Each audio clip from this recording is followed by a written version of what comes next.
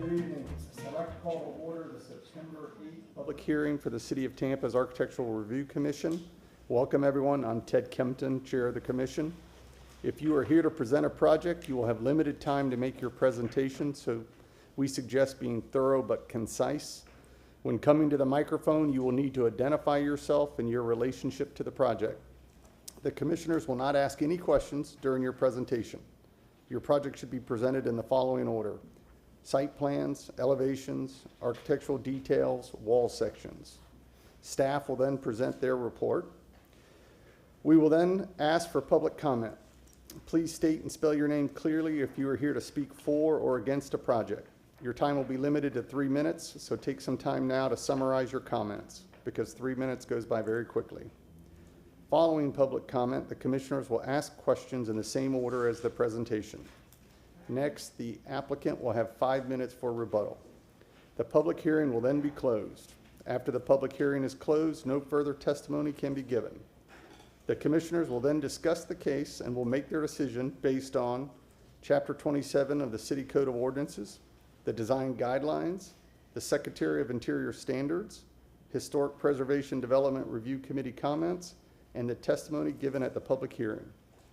The ARC can only act on items that are within our specific jurisdictional responsibility.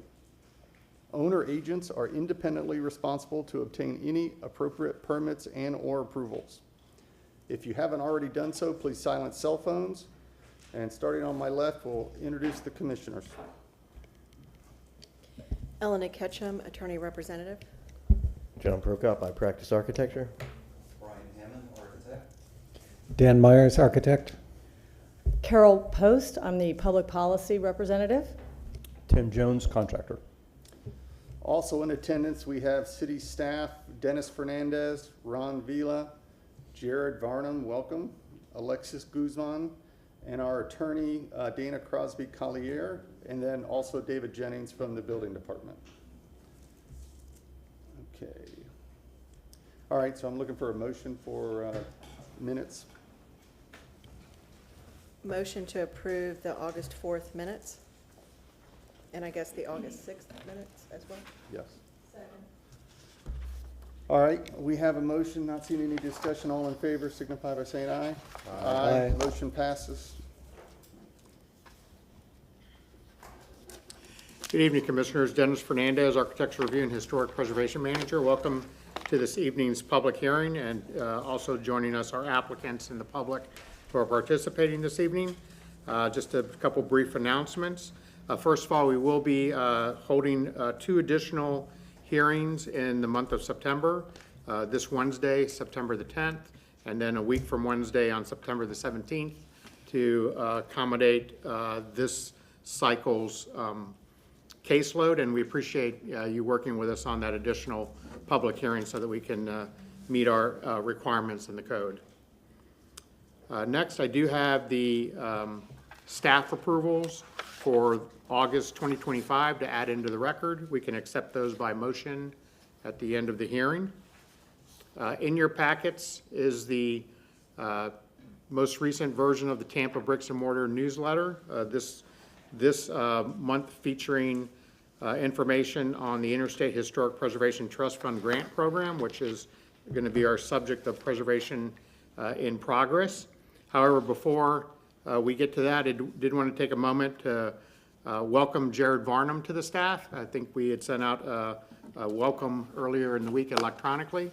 Jared is joining us to take over the permit planning tech position that was previously filled by Alexis Guzman, who has been promoted within the division after Aminta left. And I want to thank Alexis for all her work in kind of keeping it going until we were able to fill Jared's position. And I know Jared's going to do a great job for you as he begins to sort of transition into the role that Alexis has normally filled for you for the last few years.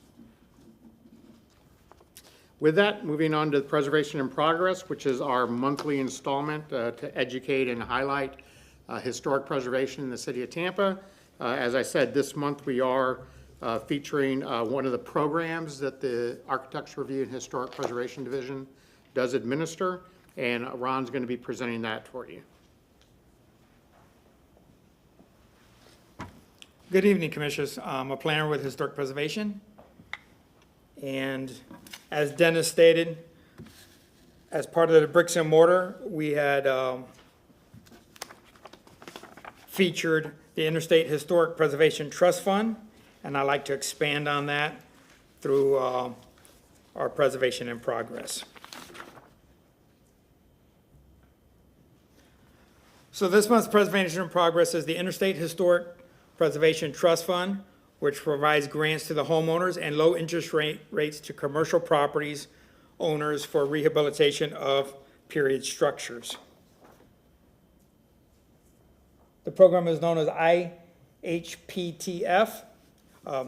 The eligible applicants or property owners must be in the National Registered Districts of Ybor City, Tampa Heights, West Tampa, or structures that are over 75 years of date. All proposed must be adhered to the Secretary of Interior standards that we use if there aren't any historic preservation guidelines to the surrounding area. Funds cannot be used for acquiring property that we get calls a lot of times, and work cannot be initiated first before the program is in place. Moving forward here, the program has been very successful. As part of the program, the grant program has awarded over $1 million to homeowners. Additionally, the low interest loan has almost approached $5 million, and $24,000 awarded to nonprofit organizations and matching grants.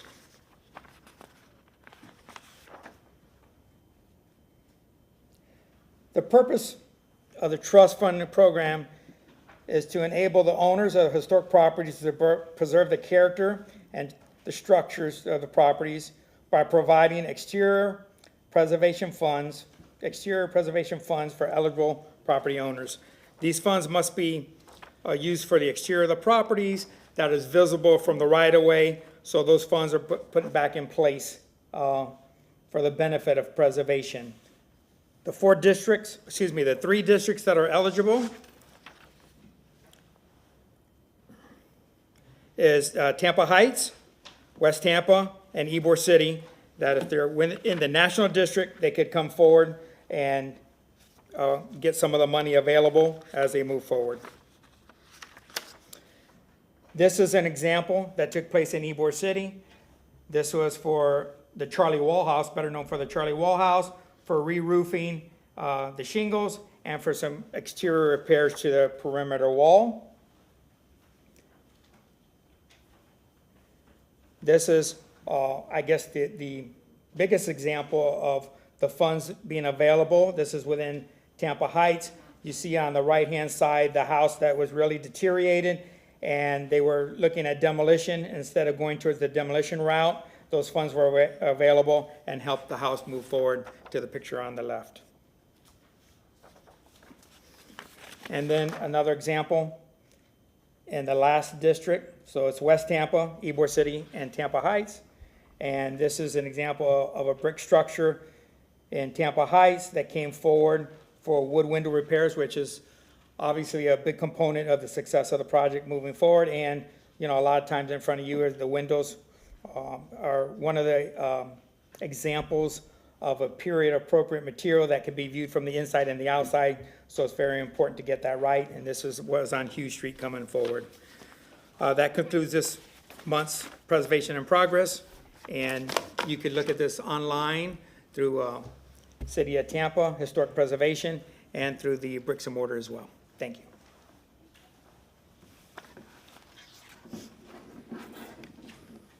Thank you, Your Honor. Part of our effort in creating the Interstate Historic Preservation Trust Fund was to create a means of incentives that can assist property owners, both those that reside in historic homes or those that do business in historic homes. So that combined with other incentive programs that we have, such as the ad valorem tax exemption or the federal tax credit program at the federal level, can work together to present a very nice option for a property owner to make have some relief for historic properties. This is something that the staff's been engaged in for quite a while. While $1 million in, I guess, totality nowadays is not that impressive, to us it's very impressive because the average grant is $15,000. So that's a lot of small grants that go towards helping property owners make an improvement to keep them, particularly homesteaded properties, to keep them into their home and have a means of preserving that structure for the future. So with that, we will move on in our agenda. Next is conflicts of interest and ex parte communication, and our legal counsel will lead that discussion. Good evening, Dana Crosby Collier from the Legal Department. I'd like to ask if any member has a conflict of interest with any item on the agenda this evening? I do not. Okay. Yes, ma'am. I wanted to acknowledge, I don't have a conflict of interest, Okay. but I did, after discussion with you, I wanted to acknowledge that when I was previously employed with the City of Tampa, I worked with Ms. Grimes, who represents one of the applicants tonight. That was more than 3 years ago. I've had no ex parte communications.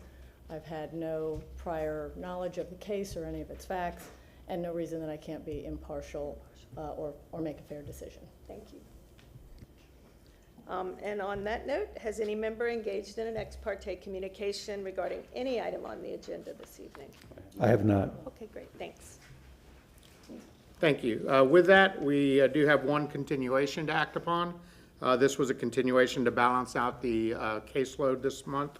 So we are requesting that ARC 25-0000166 be moved from tonight's agenda to the Wednesday, September 10th, 2025 public hearing agenda at 5:30 p.m. I move that ARC 25-0000166, located at 509 East Sparkman Avenue, be continued to the Wednesday, September 10th, 2025 public hearing at 5:30 p.m. Second. All right, we have a second. And seeing no discussion, all in favor of this motion, signify by saying aye.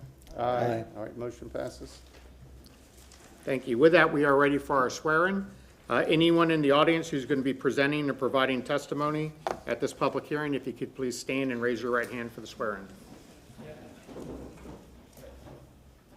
Do you solemnly swear or affirm that the testimony you'll be providing today is the truth, the whole truth, and nothing but the truth? I do. Thank you. May be seated. With that, Commissioners, we are ready for our first case, which is located in the Hyde Park Historic District at 725 South Brevard Avenue, and Ron will introduce that case. Good evening. Again, Commissioners Ron Velam, staff with Historic Preservation. The first agenda item is ARC-25-0000272. This is for the address of 725 South Brevard Avenue. This is in the Hyde Park Historic District.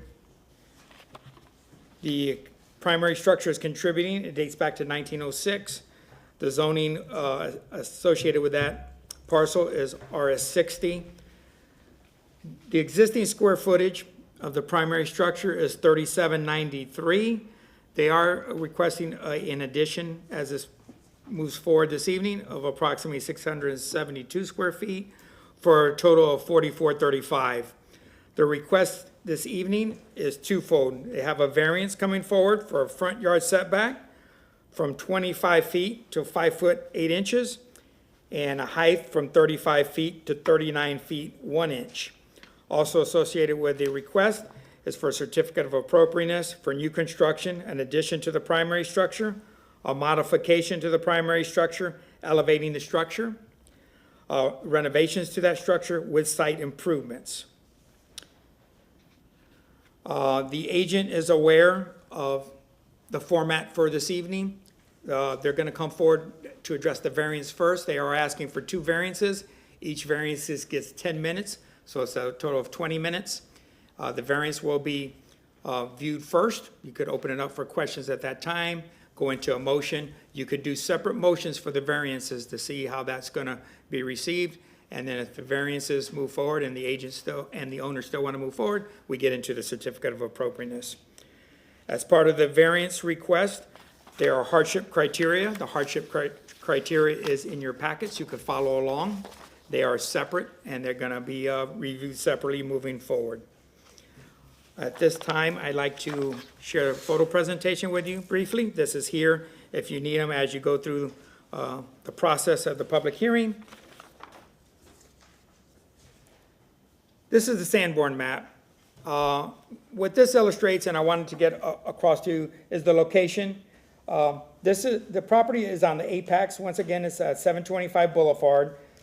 There's three streets that come together. There's Bayshore Boulevard, there's Inman that comes east and west, and then there's Boulevard that runs north and south. This is a corner parcel. It does show up on the Sanborn map. This is a 1929 Sanborn maps. This is the vicinity map.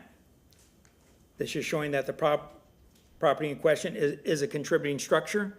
And once again, the red is the local district, the blue is the national district, and this structure is within both.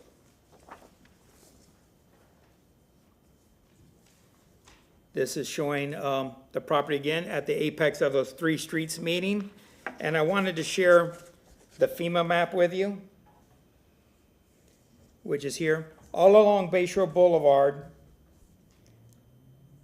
you see how FEMA's requirements will have to meet certain standards as it comes into the district. This is Hyde Park here. As you look here, I really call it the belly of Bayshore Boulevard. You see this is a low point and how the water increases into this area a little bit more than it does anywhere else along Bayshore Boulevard. This over here is Davis Island.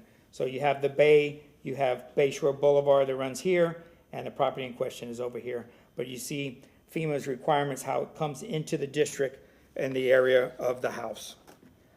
Moving to the photo presentation. This is the front elevation of 725 Bayshore Boulevard. Boulevard, 725 Boulevard. This is looking at the front down the porte-cochere and looking at the front and the north elevation. This would be the north elevation here. There is an addition that goes behind the porte-cochere that'll show up on the drawings, but I wanted to illustrate that with the photos here so you get a sense of place. Also, the abutting structure to the north is here. Going back to the subject site, showing the three corners, how they all come together on the streets. Focusing back at this house that's really one of one in Bayshore, and Brevard and Inman. Looking back at how the house sits on the parcel currently, focusing on the south elevation, which is here. And lastly, moving to the rear. At this time, I'll have the agent and the owner address the board, and I'll be here for any questions as the hearing goes along. Thank you.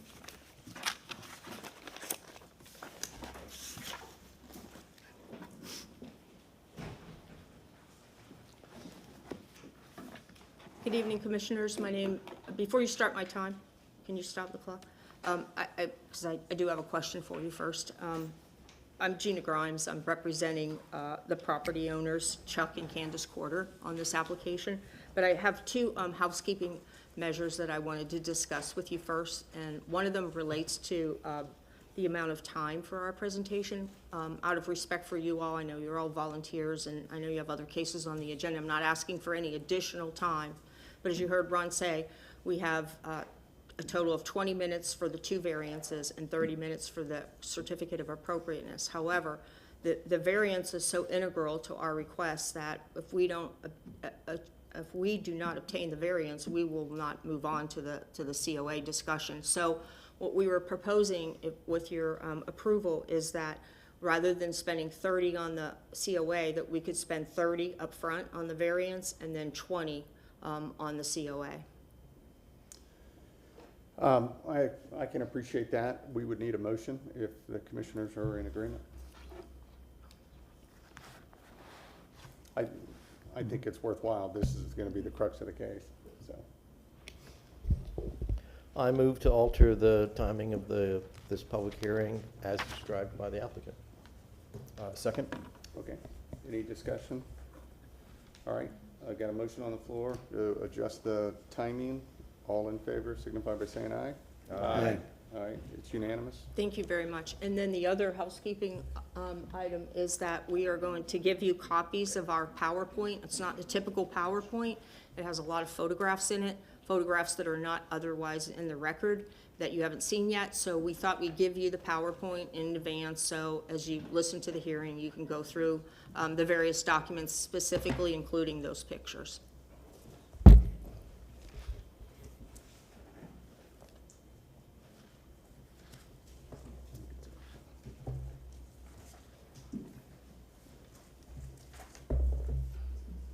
Okay, you ready? All right. Again, my name is Gina Grimes. I'm with the law firm of Bradley, Arendt, Bolt and Cummings, 1001 Water Street, Tampa, Florida, and I'm here this evening representing the Quarters with respect to their home at 725 South Brevard. Joining me in the presentation will be Mr. Chuck Quarter. He will present after me. And we also have members of our team here tonight as well. Ken Garcia, an architect with Abel Garcia Architects, and then David Farrell with Farrell Construction, and they'd be available for any questions. So can you put up the PowerPoint?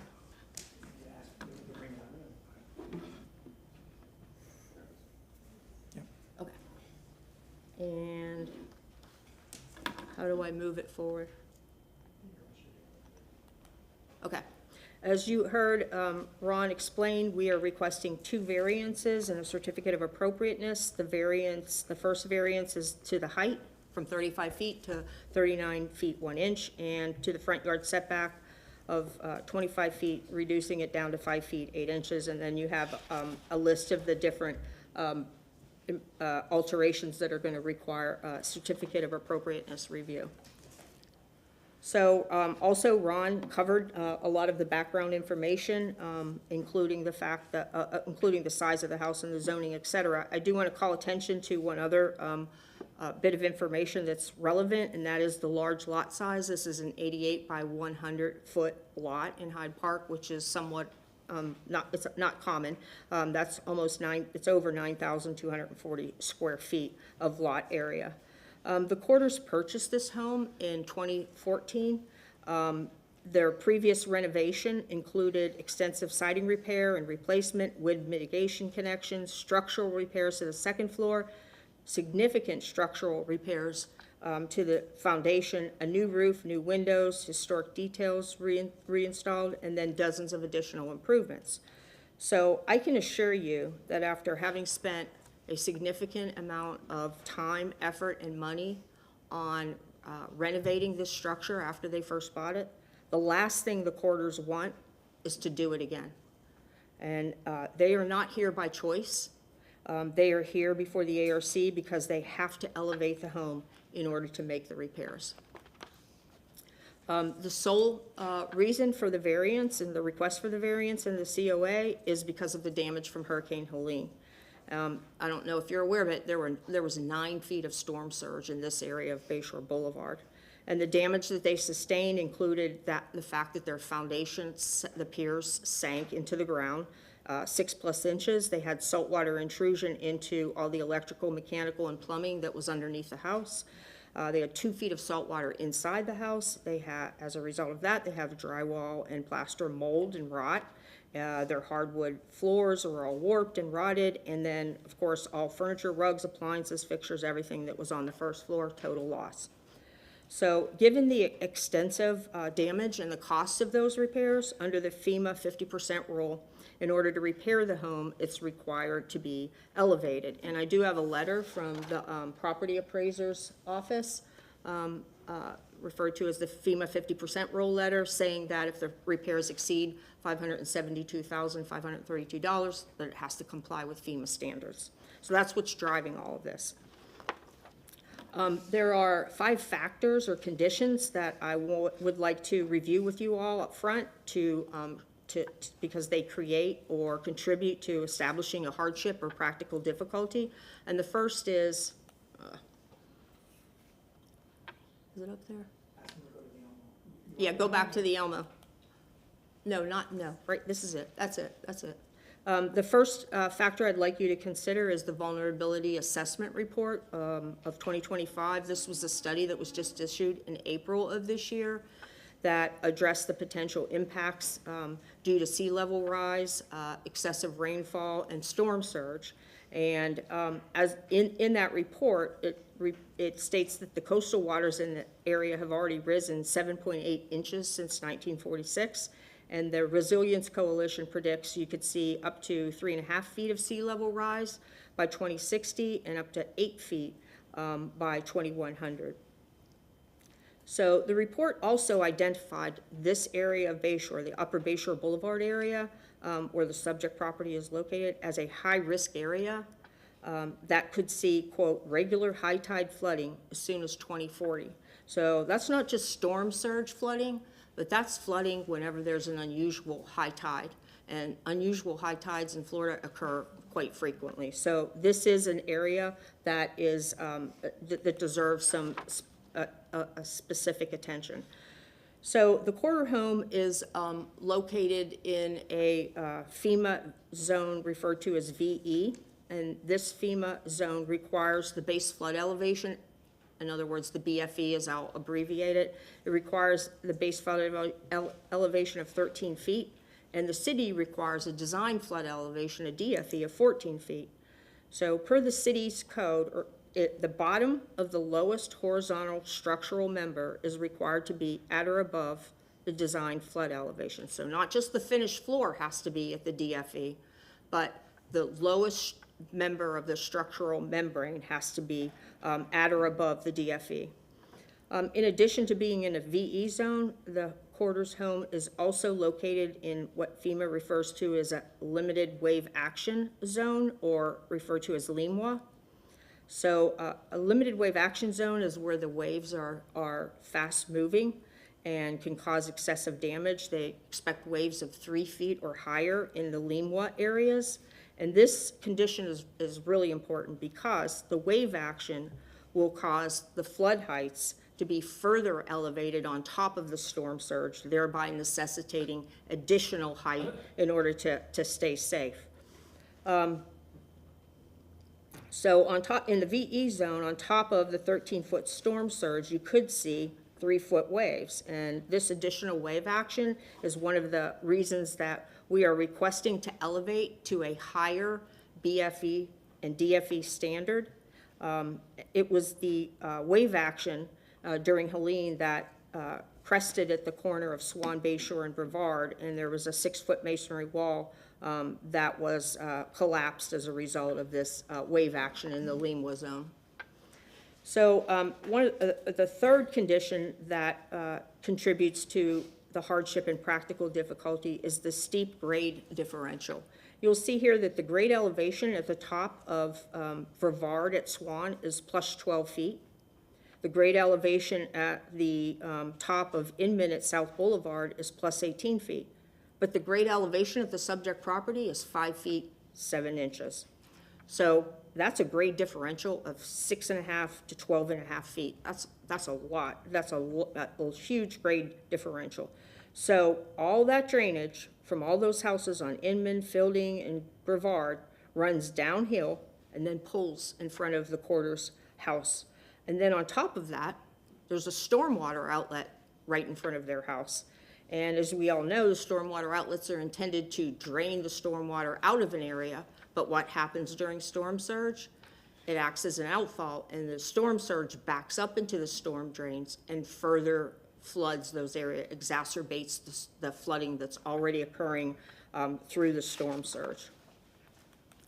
So the fifth and the fifth condition that contributes to the hardship is the what we expect there to be, which is an imminent increase to the base floor elevation by 2026. As you can see from this drawing, this is a FEMA flood zone map. The higher 16-foot base flood elevation is approximately 30 feet away from the subject property. It really is basically across the street, literally across the street, is that higher standard. FEMA requires, or the National Flood Insurance Program requires FEMA to assess the flood maps every 5 years. The last time it was done was in 2021, so technically it's supposed to occur again in 2026. Given the flood and damage in these areas, it's anticipated that FEMA would increase that standard to 16 BFE, 17 DFE because of the damage that occurred in close proximity as a result of the recent storms. So we are requesting to elevate the home to allow it to be an additional 3 feet so that when the rehabilitation is completed, it will comply with the FEMA map change we anticipate that is going to occur. So again, here are the variances that we requested. I'll go through the hardship criteria very quickly. And I know you all are very familiar with the hardship criteria, so I'm not trying to beat a dead horse, but I do have to address each one of them. The first hardship criteria is that the hardship or difficulty has to be unique and singular. This house was designed in 1906. It was designed with a steep pitch roof. And per our conversations with Ron Vila, he said that design, that architecture was in fact intentional. And it was intended to give the home architectural prominence and grandeur. And while that is understandable, that historic attribute has, in the high-pitched roof, is now causing a conflict with today's height regulations. And the home is also unique because it's in, as I mentioned, one of the lowest parts of Bayshore Boulevard, and then has the additional burden of the stormwater outlet. So flooding routinely occurs at this location. Again, both of those items making it unique and singular. Second variance criteria is that the hardship or difficulty does not result from actions of the applicant. Well, in this case, the sole reason for the request is the hurricane damage, which obviously is an act of God and not the result of the actions of the applicant. Same thing with seawater rise and increased weather events, both of those beyond the control of the applicant, but a reason that we're requesting the variance. And then lastly, prior to when the applicants owned this property back in 1906, when it was built below the base flood elevation standards. Again, something that was not within the control of the applicant. Variance criteria number 3 is that the variance, if granted, will not substantially interfere with or injure the health, safety, welfare of others. Allowing the home to be elevated will prevent demolition. So instead of injuring the health, safety, welfare, it's actually in the best interest of the public health, safety, and welfare to allow the elevation to occur to preserve the home. Elevating the home also will make the structure less likely to fail or collapse, mitigating the risks of debris. You might recall that during Helene, there were a lot of instances where there was debris from other properties, and there were even boats and cars from other properties that, because of all the flooding, ended up on other people's property. So by allowing the home to be elevated, you will be able to mitigate that risk. Another point is that all the houses on Fielding and Brevard are at a higher grade elevation, thereby reducing the elevated height, the increase at 725 South Brevard. In doing that, it will not interfere, because what will happen is that the homes that are at a higher grade elevation will not be impacted to the same degree as if they were at the same grade elevation. This home is at a lower grade elevation than all the other homes north of it on Brevard and on Fielding. And so we don't believe that the elevation will injure the rights or the health, safety, welfare of others, because that the increase that we're asking for will be offset by their higher grade elevation. Lastly, the variance to allow the front stairs to the elevated structure will ensure that the historic access to the front of the house is maintained as it is now. And again, that will not injure or interfere with the health, safety, welfare of others. The fourth variance criteria is that it has to be in harmony with and serve the general intent and purpose of the zoning code and the Tampa Comp Plan. Elevating the house will bring it into compliance with FEMA standards, which is consistent with city code, And then we cited 2 comp plan objectives and policies. Out of the coastal management element, there's a requirement to create a more disaster-resistant community by mitigating potential impacts, which is what elevation would do. And then there's a land use policy that requires the city to promote standards and incentives for design, including preservation of significant historic structures, which again, allowing the variance will allow the city to promote that type of preservation of this structure. The 5th variance criteria is that the variance will result in substantial justice being done. We believe that by elevating the home and protecting it from future flood damage, allowing it to be preserved will in fact constitute substantial justice, as will allowing the applicants to elevate will allow them to protect their investment, and that investment, as I said earlier, was substantial given how much money they've already spent in rehabilitating the house. The last hardship criteria, number 6, is that the development is consistent with the design standards and compatible with the historic development pattern. So, as I said previously, allowing the structure to be elevated will prevent demolition, which is consistent with the Hyde Park design guidelines. The proposal we're about to present, that my client will present, will also retain and preserve the material and historic features, again, also consistent with the Hyde Park design guidelines. The proposed height at 725 Brevard will be minimized or offset as a result of its lower elevation, again, compared to the higher grade elevation of the adjacent homes. And then the stairs will ensure that the main access points for the stairs is consistent with the existing home and the other homes in Hyde Park. So while flooding that we experienced during Helene was somewhat new to this area, the extent of that flooding was new to this area and especially new to Hyde Park, other areas of the country have already gone through this. And as a result, the Secretary of Interior adopted guidelines addressing how to adapt historic structures to flooding, to be flood resistant. Given that the Hyde Park design guidelines don't address the specific issue of elevating a structure, we believe that the Secretary of Interior's guidelines will assist you in determining the appropriateness of the quarter's proposed elevation. And what these guidelines say is that there is no uniform rule as to how to address a particular situation. It has to be a case-by-case basis. And that is why those site conditions that I went through at the beginning of my presentation are so important. Those are all factors that you must consider when determining whether or not the proposed elevation is appropriate.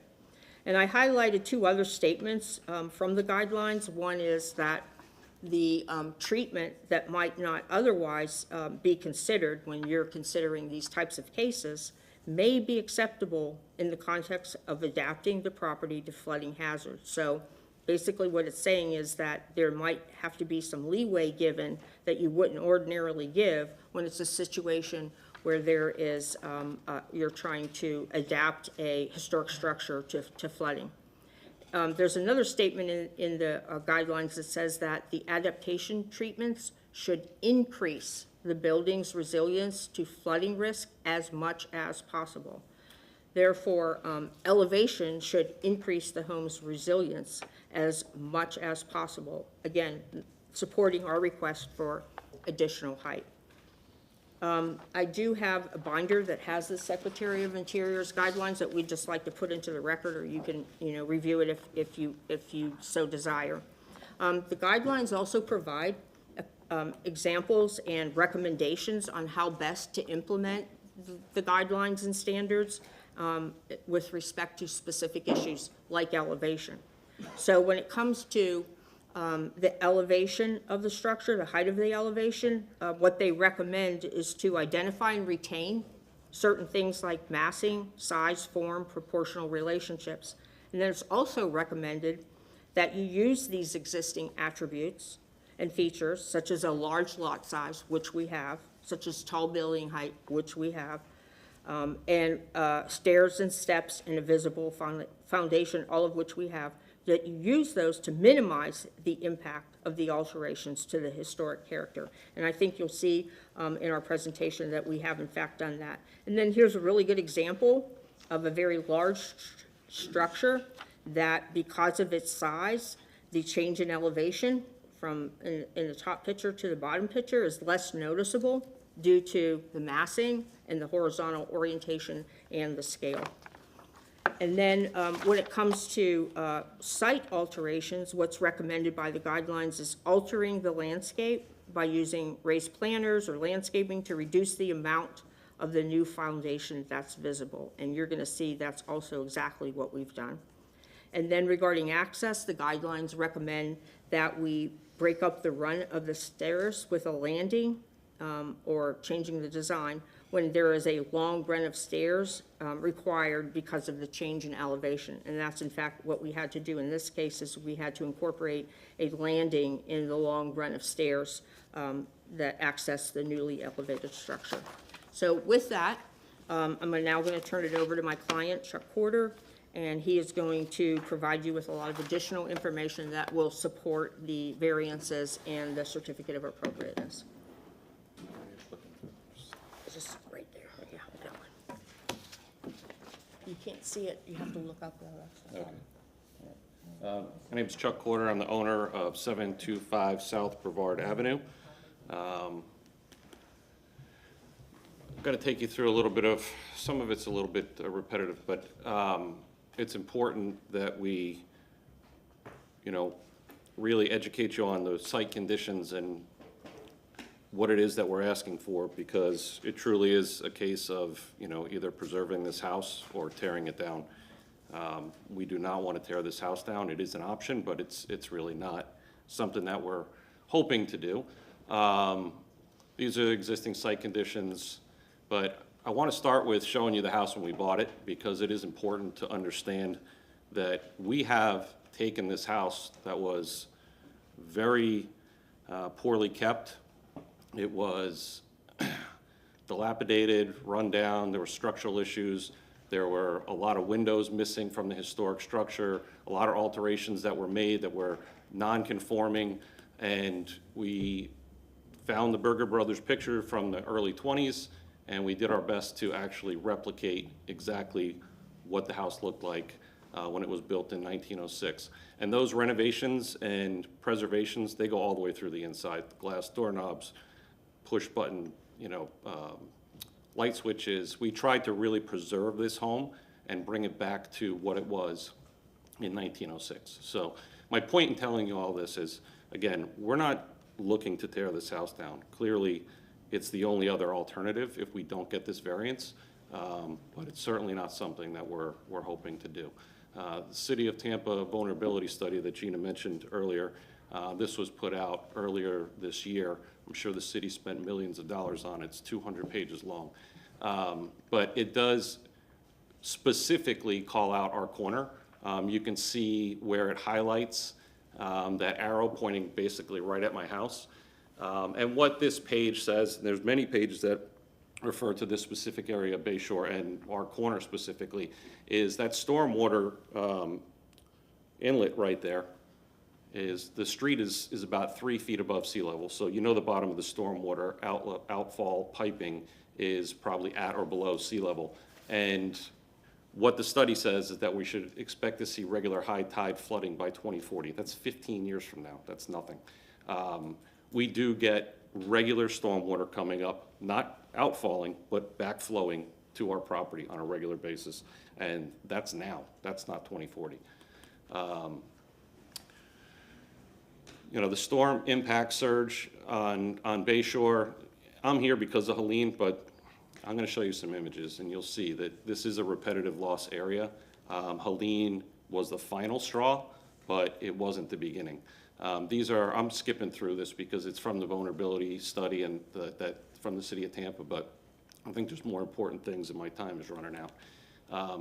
So this was a year after we bought the house. This is a no-name storm in 2015. This is what we've been dealing with for the past 11 years. This is not a Helene issue. This corner of Bayshore and Brevard and Inman, this is what it looks like on a fairly regular basis. This is not an outlier. This was a no-name storm. My wife and I were over in Orlando. It wasn't even predicted to rain that day. And these were pictures taken from my neighbor's house. They were texting us when we were at hotel over in Orlando with the kids. This was from 2016. I can't see underneath that thing, but, Hermine. So this was a Category 1 storm. Again, I've got hundreds of these pictures in my phone. But this is a typical storm surge for this corner. It is very significantly flooded on a very regular basis. This was Adalia in 23, a picture of the backyard, picture of the front yard, picture looking up Inman. You can see how far the water goes up Inman, a picture that shows the flooding going through the gate and into the backyard. And those pictures were all taken 4 hours after the crest. Those were not even the high point, because the high point happened in the middle of the night. And that's a picture looking south on Bayshore. A regular view for us. It's not that uncommon. At least once a year we have this type of flooding. So this is the damage from Helene. We did evacuate. We came home. We had already started to mitigate before we got back. I walked in the house and immediately saw that the entire house had shifted, and from right to left, it's about 6 inches lower. The entire house sunk into the ground. We had a structural engineer out within days. My concern was that we lost the foundation. That's not what happened. It actually sunk into the ground. But the whole foundation is compromised at this point. Just some more Helene damage. So as Gina already showed this, we've got that 16-foot BFE line right in front of us. It's barely 30 feet away. There was just a news story the other day in Clearwater where FEMA moved the map to a neighborhood that hasn't ever flooded, and the residents were completely in an uproar because now they have to pay flood insurance because they're in a flood zone. We fully expect this line to move. This is going to be a $2 million raise and renovation, $2 million. I refuse to go to the minimum 13 feet. We have to go to 16 feet to preserve this house for the next 7,500 years. And I cannot be $2 million into a renovation and FEMA moves the map before we're even done. It's just not in the best interest of the house, and it's certainly not in our best interest. Gina already showed this, but this is a huge part of the problem.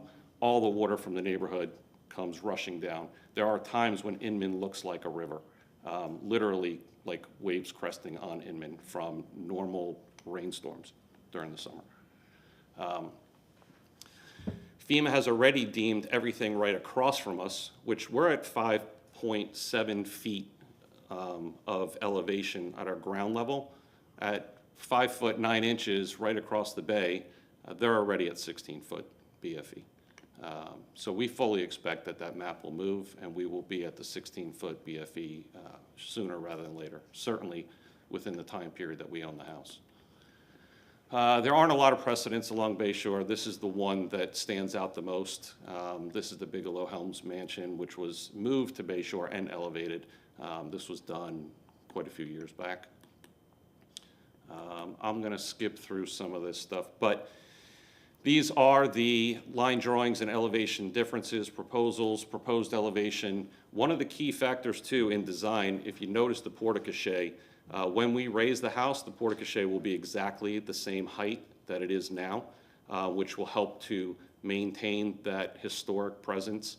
And Gina also mentioned, this is the architectural style of this house is really working against us. We've got a very significant, it's like a 10-12 pitch roof, which you've got a gable there that is, very high.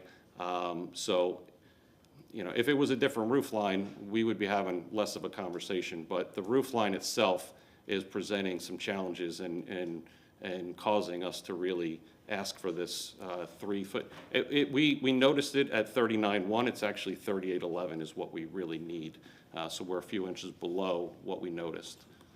I'm going to get to what's more illustrative so you can see, but you're probably going to want to go back to these elevations. But They're covered in the COA. okay, they are covered in the COA, but this is exactly what we're asking for, and I think this is important. We're 5'7" above sea level, lower than those properties on Davis Islands. We're asking for an 11'5" column height, 1 foot 6 inch floor system. And then our house will be 35 foot 11 from the 17 foot DFE, which is what we're asking for. The reason for the 3811 variance is because per code, we only need to go to the 14 foot. So the code requires us to ask for the variance per the minimum, not per, what we're trying to do. So we've tried to illustrate it as clearly and easily as possible in this particular elevation to demonstrate what we're looking at. And then we've done renderings of the home, what it's going to look like. We're also, the certificate of occupancy also is for that retaining wall out front. That hedge already exists. All the landscaping really that you see already exists in the home. It needs to get taller, but this is the home looking south, and you can see that porte-cochere, remains exactly where it's supposed to be and where it originally was. Clearly, it's a taller home. The rear elevation, this is the Inman elevation. This is the rear elevation. These are elevations without any landscaping, which we do not intend to do, but Ron suggested that we show you these. And then, really a big part of this presentation is the height versus what else is going on in the neighborhood. So the next several slides, if I don't present them, I'm not sure how this works with time, but if I don't present them now, I'm sure you're going to ask questions about them, because this is going to be the meat of really what you're going to want to see, how it stacks up to the rest of the neighborhood. This is as it exists. 723 South Brevard is on a half a lot. When 725 South Brevard was built, that owner took a lot and a half and then built a small home on 723, which I believe was demolished, and then somewhere in the 20s, 723 was built.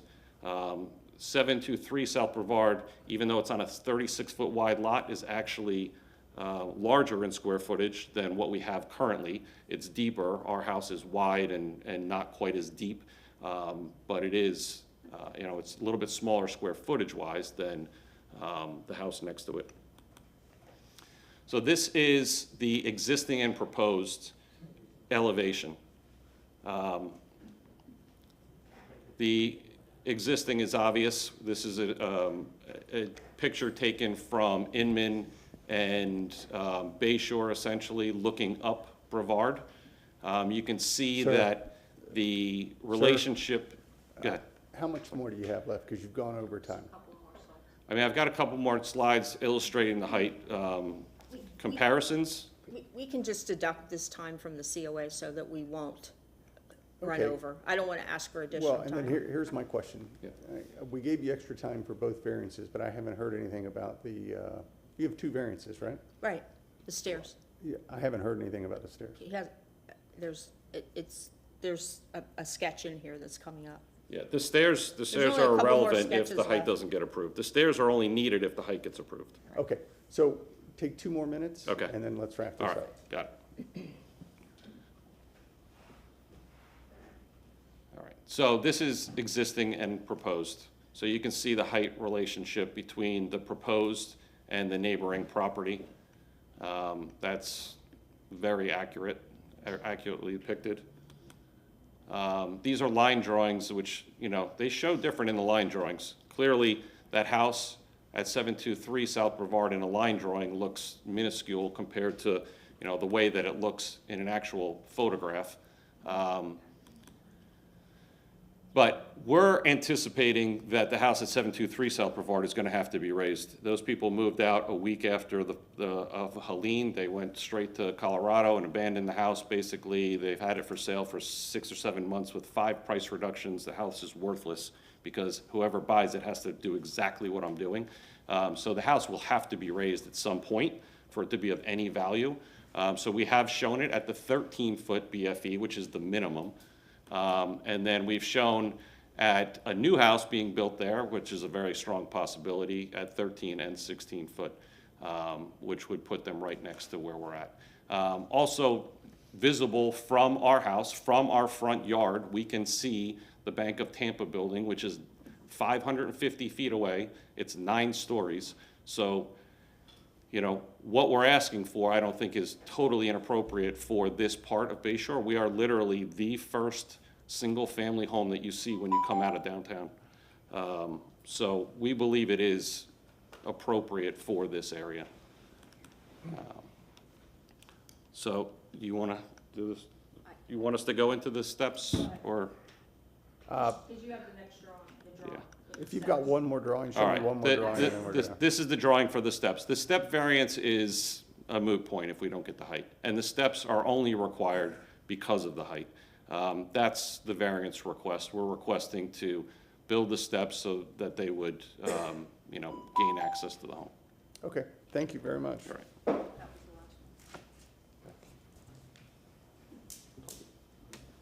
Good evening, Commissioners. Ron Vila, staff with Historic Preservation. The 2 variance requests are in your packet. Mr. Corder did a comprehensive review of the height variance, and he wants you to focus on the height variance moving forward.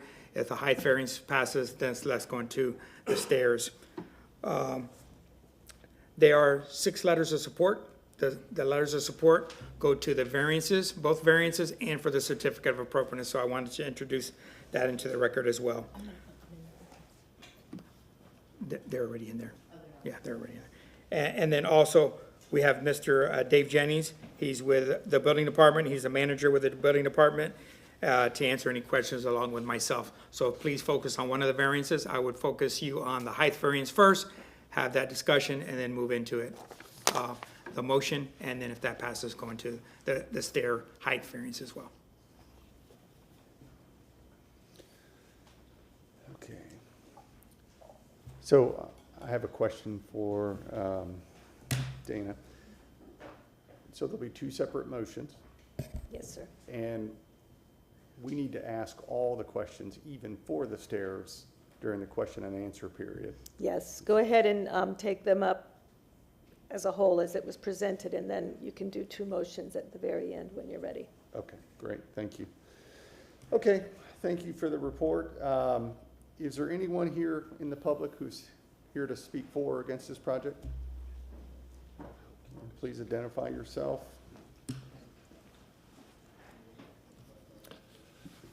Good evening. My name is Alan Dobbs with Florida Design Studio. I wanted to start by saying I applaud what they're doing. I do have a few questions about the degree of what they're doing, and just wanted to point out some concerns that I have. First off, with FEMA flood zones, they represent a 1% annual chance of having that kind of flood event. There's a big difference between AE and VE. AE is for hydrostatic pressure, VE is for hydrodynamic pressure, wave action. And you would get the kind of storm that would produce that kind of flood event for a VE zone in a category 5 or 4 storm. That kind of storm is probably going to do significant wind damage to the building in addition to the flood. So that's just something to take into consideration. And also with the V zone, you have significant foundation system with piles and grade beams, so that's going to have a significant impact on the foundation enclosure. So I think it's very important during the CA portion of this to take that into consideration. And then, for example, fill's not allowed in that area. Open risers are required for the stairs. And you can't have any living space, bathrooms, or anything like that below the BFE. But my issue is the degree of height. Variances, it's been my experience, I've been before this board a lot, and also the VRB, that variances are for the minimum required, based on the hardship criteria. They're asking, according to my calculations, 3 feet more than that. And so I think that is, I have an issue with. I don't have an issue with the stairs, although when we get to the CA portion, I think there's some ways to break down the massing of the stairs, but the stairs is relative to the height, how high they go. So I just wanted to kind of point out that, again, they're asking for more than the minimum required. So, and I would just encourage the board to, if they do approve both of these variances, to give very strong consideration on the CA portion of this, because that's going to be how this is going to impact the neighborhood. Thank you. Great, thank you very much. Good evening, Steve Michelini. And just for the board's reference, I've been involved with several different projects that were required to elevate structures because of FEMA, and it's a very complex issue. And Dave Jennings can tell you that if you do not preserve or protect those properties, then the city is at risk for having a higher FEMA insurance rate, and in many cases, you cannot get insurance. So the fact that they want to raise their structure an additional 2 or 3 feet should go to their credit and not to their detriment. The issues that we run into are not just the FEMA issues, but whether or not your structure is considered to be habitable. And when FEMA comes through and says at 50%, you have a choice of raising the structure or demolishing the structure. Over 40, I think it was 433 structures on Davis Island were flooded because of just exactly that. And you're seeing a number of petitions coming in requesting to raise their structures so that they are flood protected. And as they said in their presentation, you have the risk of having a structure that's rendered essentially unusable and of no value.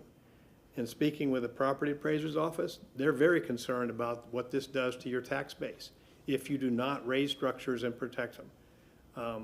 There are guidelines in the Secretary of State's guidelines that talk about converting the lower areas of structures to parking garages and things like that, and elevating them and making them sufficiently protected from the storm water. We had both. We had rainwater problems and we had surge problems. This house had both of those issues that impacted their structures. We're dealing with this all over the city, and without some stormwater mitigation on the interior for rainwater and on the exterior for storm surge. Indeed, even Tampa General put in aqua dams to protect their property, and those aqua dams were over 8 feet tall. So it would seem to me that this would be an appropriate request to increase the height. It is not extraordinary, and you're going to see this happening all over the city. I'd say that respectfully, you should approve this request. Thank you very much. Thank you. Good evening, Commission. My name is Keith Grimminger. I live at 711 South Fielding, the street just behind this. You're in an unenviable position right now to make a historic and precedent decision. You know, for the almost 40 years I've been practicing architecture and urban design here in the community, I've seen the FEMA flood elevation go from 10 to 11, 11 to 12, 12 to 13, 13 now to 15 or 16. This is the new normal, whether we want to accept it or not. Mr. and Mr. Corder are doing the right thing. They have two options, either to raise this building or to demolish it. By raising the structure, it's setting a precedent for all the future restoration. I live right behind there, I may be before you in the next couple of years asking for the same thing. If the Commission's goal is to preserve our architectural history, this is a vulnerable neighborhood. This is, as opposed to Davis Island, where the historic nature of the neighborhood isn't as extent, this is how we're going to preserve our history. So raising the structure is the only alternative that exists here if we're going to preserve any historic preservation within this community. So I would urge you to grant them this request. Thank you. Great, thank you. Is there anyone else in the public here to speak? All right, not seeing anyone, we will proceed to question from commissioners. I'll start on my right. Can you tell me currently the bottom of the lowest structural member that is on the home currently? Who are we referring to? Who you were asking? Anybody would have that information, I guess. Oh, okay.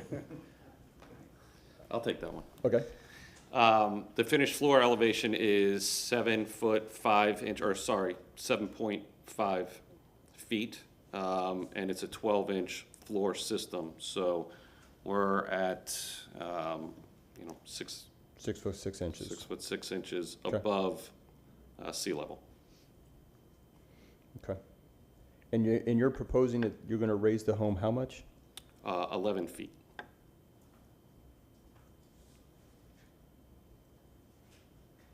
Okay, that's all the questions I had. Thank you.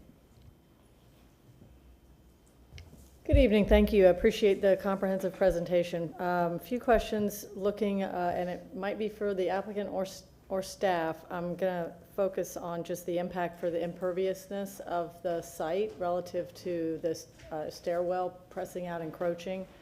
I'm sure it's minimal, but every inch counts for some of the reasons we've seen around our city. So can you just clarify what the counts are? It looks like, I think from the staff report, that you're exceeding the minimum impervious, but can you just reflect on the change?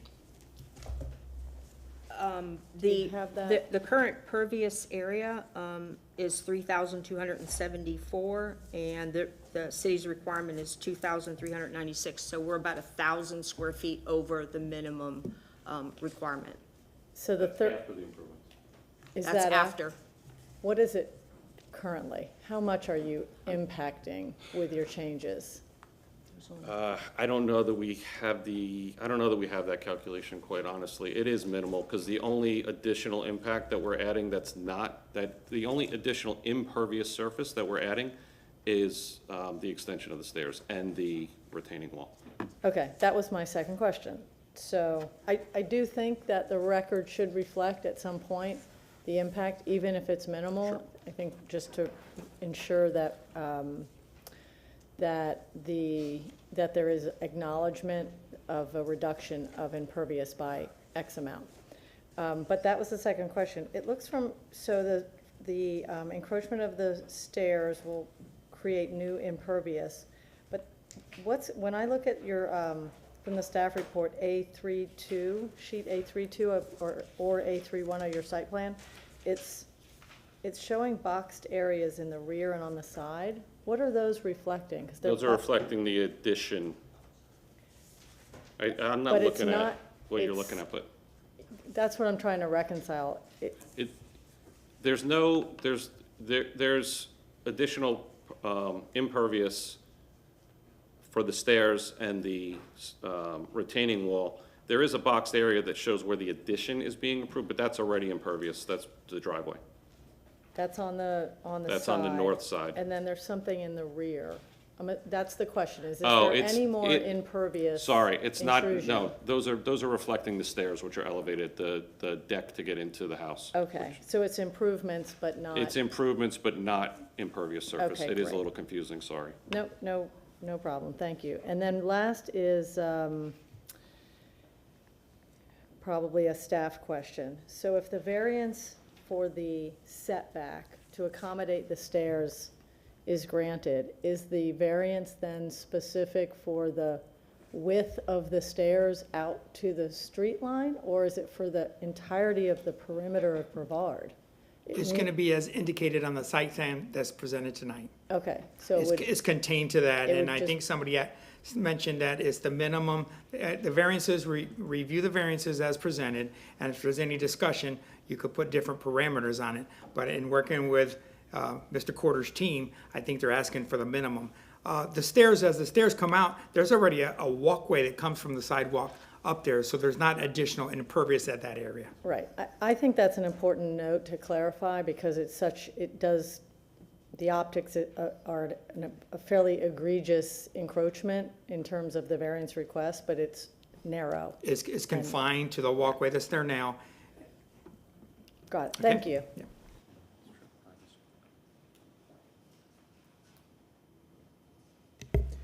I have no questions. I have no questions. I don't know if this is to Dave or to someone. Does the FEMA 50% rule disallow the structure to be moved?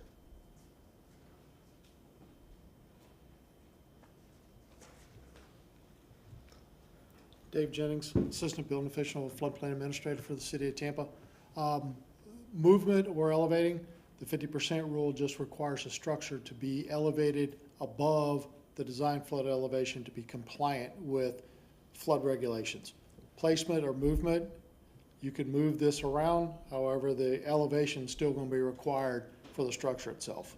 Okay, well, what we've been hearing, and I'm trying to clarify what we've been presented, is that the options that this applicant has presented as their only options is to raise or demolish. That would be Does correct. Does the FEMA 50% rule prevent them from moving the house to another location and not demolishing the house? I'm just trying to figure out what You could do their a house move, the structure could be moved to another location, but for that piece of property, if it remains, it has to be elevated to meet the requirements of the flood elevation. Any new structure would be, but the FEMA 50% rule is, again, what the testimony's been so far, is that we either have to raise this house to an elevation, we can't repair it if we don't raise it to this elevation, or we have to demolish it. So is there the third option, does the third option exist to move the house to another location? Yeah, for this property and this site, you can move the house wherever you'd like to throughout the city of Tampa if you could actually move the structure as tall as it is. That's all I'm at. I'm just Yeah. trying to get up what the other possibility may be besides this elevation or demolition. Yeah. So it is You're possible correct. to move this house Yes, sir. under the 50%, the FEMA 50% rule. Yes, sir. Okay, thank you. That's the only question I have. Hi, I just had a question about the neighbor behind you, the property. So they face Inman, correct? This is a question for me? Yes. Okay. Yes, they face Inman. No, they face. Yeah, oh, sorry, they face Fielding. But there's another, so their property, the entrance faces Fielding. Correct. What, and then, do they have something in the back off of Inman? They have a two-story garage that is attached, so it's Okay. non-conforming, which is 1 foot off our property line, that has a second-floor balcony that overlooks our backyard. Okay, okay. But And- that and it entrance is faces to a Inman. garage. Excuse me? The entrance that I see off of Inman That's is to a the garage. garage. Correct. Okay. Their garage entrance is off of Inman. Okay. And then for the stairs, were there any other configurations of the stairs? I mean, we just extended the stairs as it is to keep the design as it was historically. The stairs are obviously there. And I did misspeak. We're not increasing the impervious surface. There is a walkway, concrete walkway that goes from the stairs to the sidewalk. So we're just replacing that sidewalk or walkway with the stairs. We didn't really explore a ton of stair designs because it was the one that was the most representative of what it would look like from a historic perspective. So, you know, we do have Ken Garcia, who's our architect, who's sat for 20 years on the historic board for the Barrio District, and we consulted with Dennis and Ron, and this was the stair design that we came up with. But like I said, we didn't explore 20 other options. It was kind of out the gate what made the most sense. And you're keeping the same look of the stone? Correct. So the house was originally veneered with a limestone. We were able to locate a very, very similar matching limestone. So the proposed design would be to go back with breakaway walls per code, and then veneer the bottom portion with the limestone, and then mask a lot of it with landscaping. Okay, and then I saw in the pictures, but it wasn't entirely clear. There's gathering area, like a round gathering area, that's being elevated Correct. as well? Yes. Okay, no further questions. Great. Thank you. Very comprehensive presentation. I appreciate it. Could you put those couple of exhibits up that showed your neighbor's house with the heights? Yeah, I'm gonna need some technical assistance here. I think they're just Oh, behind okay. these, a couple, yeah. The renderings would be So great. this is the best representation. We had the house rendered at the new height, and then you can kind of see the neighbor's house, that back left corner of their house. So it's partially rendering, partially photograph. We were able to scale it perfectly and overlay the rendering on top of the photograph. It's a little botched there right at the street. You could see it's kind of patched in there, but That is the best representation where you can see how the house is in relationship to the neighbor property. Okay, and do you have one from the different view? Did you have one looking south on Inman, I think? Or maybe you were looking north on Inman? No. Well, this is a good one, Yeah, this is as it stands. This is not Right. proposed. but you have one that shows it proposed, right? Just in a line drawing. That's fine, let's see that. Okay. The line drawing's a little misleading. It does look very disproportionate because the house is so narrow next to us. So I don't think it's a great representation. I mean, you could see the bottom left picture, you know, that house at 723 South Brevard is not that, you know, minuscule as it looks in that line drawing. Okay. And for a point of clarification, Dana, the retaining wall, the proposed retaining wall is not part of the variance, the stairs, That would be a part of the CA. part of the CA. Perfect, thank you. All right, look, real quick, I just want to not take a lot of time. You're asking for 3 feet in excess of the minimum requirement. That is correct. Explain to me again how you came up with 3 feet. Because it's either a 13-foot BFE or a 16-foot BFE. That's the 3 feet. Back to the red drawing. I'm not- I don't have Can any- you put the PowerPoint back up? What do you want, the flood The map? red drawing, the Oh. red height. This really does explain how we get inch Right. for inch all the way up. from Right, the ground so up. the additional 3 feet that we're asking for, you can see it on the left side. There's a 16-foot BFE and the 17-foot DFE. We want to go to the 17-foot DFE as opposed to the 14-foot DFE. Reason being, we are in a very unique situation with this corner. I mean, this is not a normal corner. I mean, it's all over that 200-page report, called out specifically as one of the most vulnerable points of South Tampa. It is a lower elevation by a couple inches than the properties across the water on Davis Island that we see from our front porch. They're at 16 foot. The 16-foot BFE is 30 feet from our house. When the FEMA lines move, which we know they'll move, I don't know if it'll happen in 26, they have to review it in 26 by law. I understand. So real quick, round numbers. Yeah. You had mentioned a $2 million number for the entire renovation. Yeah. I'm interested in the cost per foot to raise. So what is the savings per foot if you were to go down to 16? Oh, I mean, what are we talking about? $100,000? What is it? if we were to go 13 feet BFE instead of 16 foot? Yeah, what's 1 foot difference? make? Right. Well, what's Economically. 1 foot difference? So the cost to raise it, our estimates to raise it, are about $500,000, just to raise. That's just for the foundation, which we do need. We had soil borings done, soil testing. Soil is compromised. We're gonna have to put in pilings. The cost to raise it right now, beyond rehooking up all the plumbing, mechanical, electrical, all those things, just the structural is $500,000. To go 3 foot below what we're asking for, I mean, quite honestly, the quotes that we're getting back, they're not even asking. They're barely, I don't think there's any cost difference to go 13 above, you know, if there's any difference, it's pennies. Got it. Okay, that's all the questions I have. You have 5 minutes for, oh, I'm sorry, go ahead. I have a question for legal. According to the drawings that we're showing, they want to raise the house 11'5" with a 1'6" floor system, and the current home is 34 foot 3 inches from BFE, which gets us to 47 foot 2 inches. Does the variance have to show 47 foot 2 inches?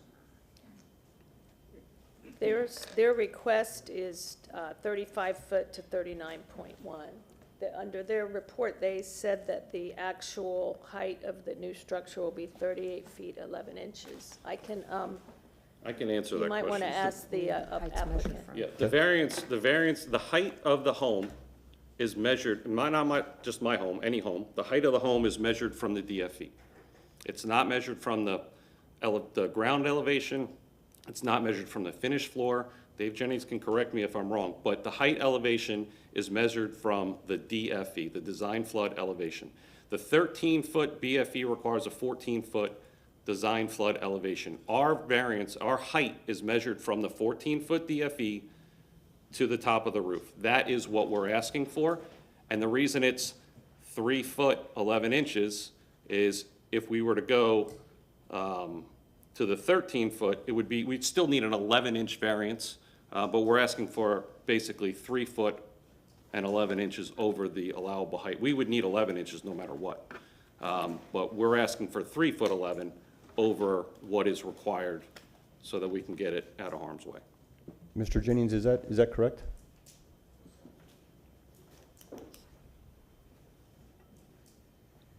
Dave Jennings, City of Tampa. That is correct. Okay, thank you. Great. Are there any other questions? I have one other question, just back to the stairs again, and maybe similarly situated, just trying to clarify the reduction. So you're currently, your stairs start, you're saying 25 feet off the property line, and you're looking to move those out to be 5'8". But it looks like they come all the way out to the sidewalk. You don't need a variance if it's under 3 feet. So the variance starts at a 3-foot Okay. height. That's where the Okay. stairs. I was actually gonna ask, did you need a variance at all? But it's Yeah. because you start vertical Yes. within the encroachment. Okay, thank you. Real quick, one last question on the stairs. What's the riser height on those stairs? I believe it's 7 inches. 7 inches. Okay. Any other questions? All right, not seeing any, you have 5 minutes for rebuttal if you so choose. I have one quick clarification. For the record, Gina Grimes on behalf of the applicant. There's one clarification I did want to make. Mr. Dobbs mentioned that he had an issue with the degree of the height variance request, and mentioned that in his understanding, the variance is supposed to be the minimum variance required, and therefore he was asking why are we going from 13 to 16. What's interesting about his position is that the variance criteria for the VRB versus the variance criteria for the ARC are different. And the variance criteria for the VRB does state, one of the criterion states that it has to be the minimum variance necessary. But I specifically examined the variance criteria for the ARC, and it does not include that requirement. It is limited to the minimum variance necessary. Just an interesting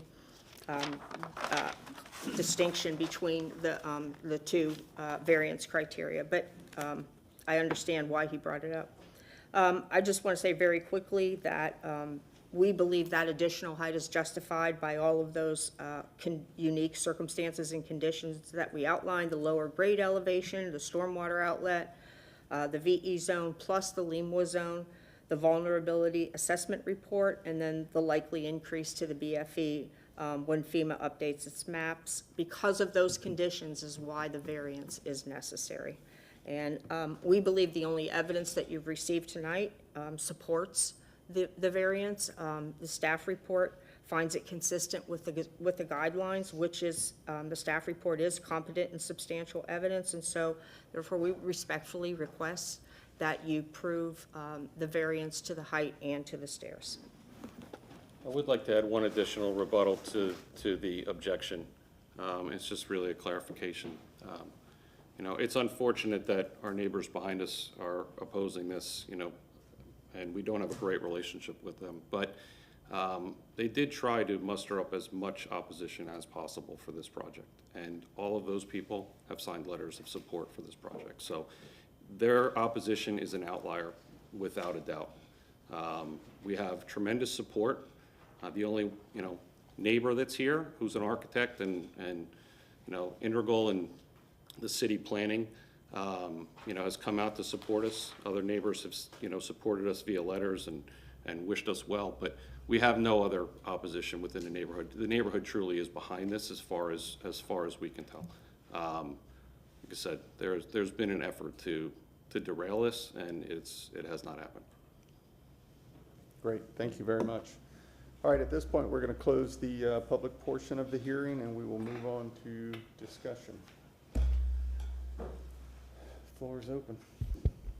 I take a little bit of hesitation to just adding the 3 feet, just because somewhere in the future, the BFE line may change. And what we've seen on the renderings that they've shown, this house is gonna be much larger, much higher than the houses around. I'm not opposed to raising the home. The additional 3 feet just seems to be a little excessive in my opinion. So that's my only comment. I would comment on the fact that we've been speaking about this being somewhat uncharted territory, but we realize now it's becoming more charted, right? So we're making some decisions that will have impacts down the line. Certainly each case is case by case specific, but I think we're starting to see some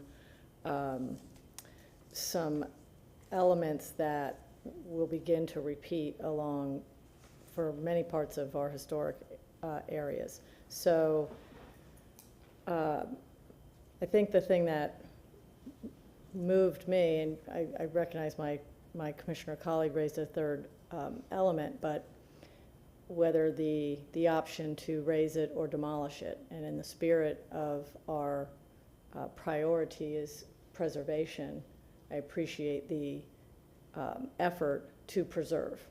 And in order to preserve, a number of different things have to happen because of the configuration and all of the aspects that I thought very comprehensively were laid out. So I just reference that. I'm sure there can be more discussion, but I appreciate the intent to preserve being the priority relative to there not being another option. And you raised a very valid point, but I think that's the starting point. I wanted to bring that up because I wanted to make sure that we were aware of all the options possible, because I'm a preservation, that's what I do. That's how I make my living, okay?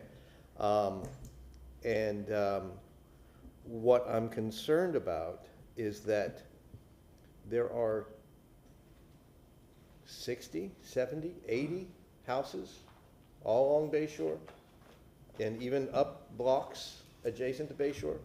So maybe hundreds of residences that could now be raised 10 feet, 11 feet in the air. And is that preservation? Does that fall into the category of preservation of a historic neighborhood? That's the uncharted waters. That may be the new normal. That's why I wanted to bring up that third option, because I've been involved in 45 years now of historic preservation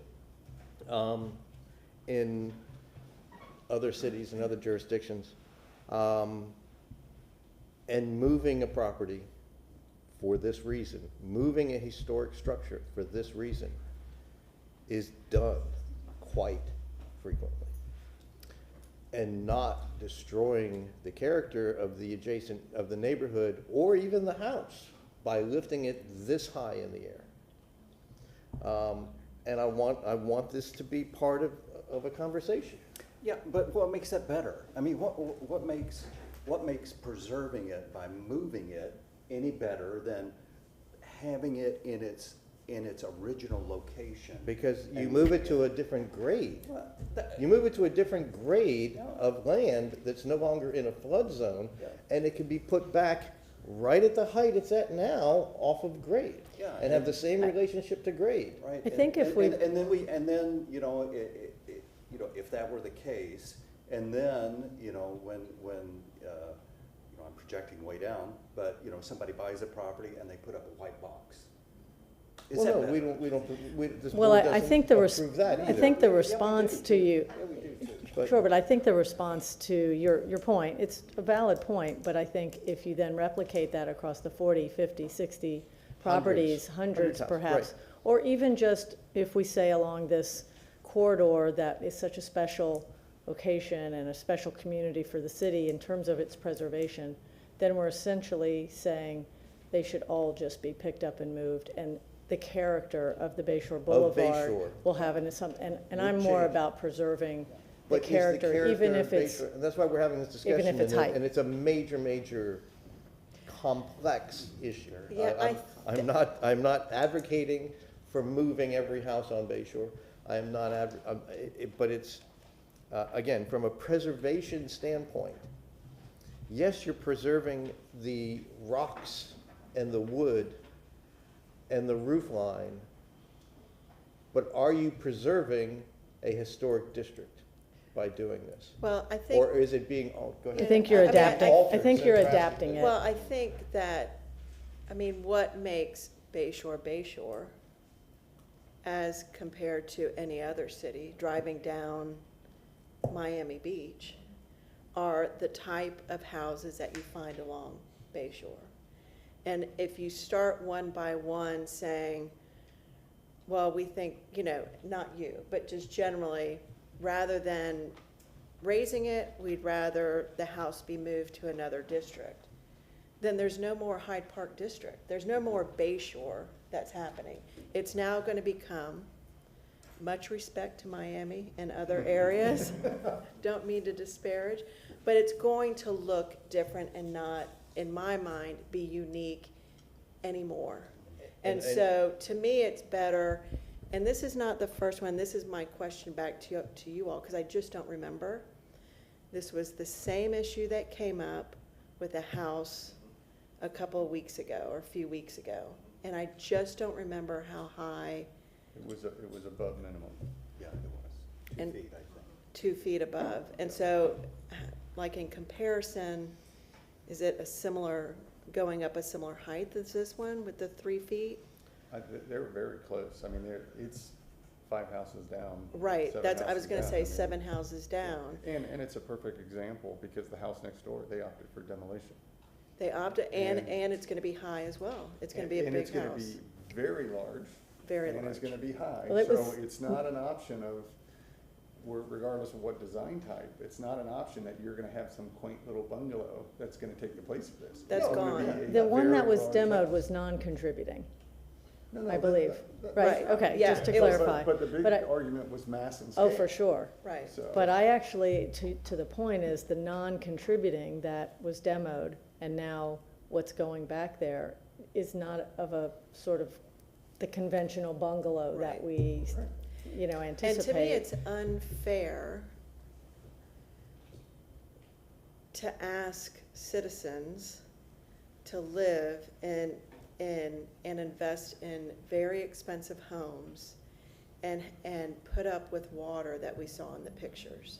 I mean, that is No, not. no one Right, right, wants right, right. anybody And to put so up with then- being flooded, So okay? then, what's That's not- there's gotta What's be the a solution? remedy. What's Yeah, the there's gotta be a solution to encourage citizens to invest in these homes significantly, you know. Well, cutting to the chase though is, I'm hearing everybody's fine with elevating, it's that 3 additional feet. It's not just the 3 additional feet, in my opinion, either. Okay, so. It isn't just that.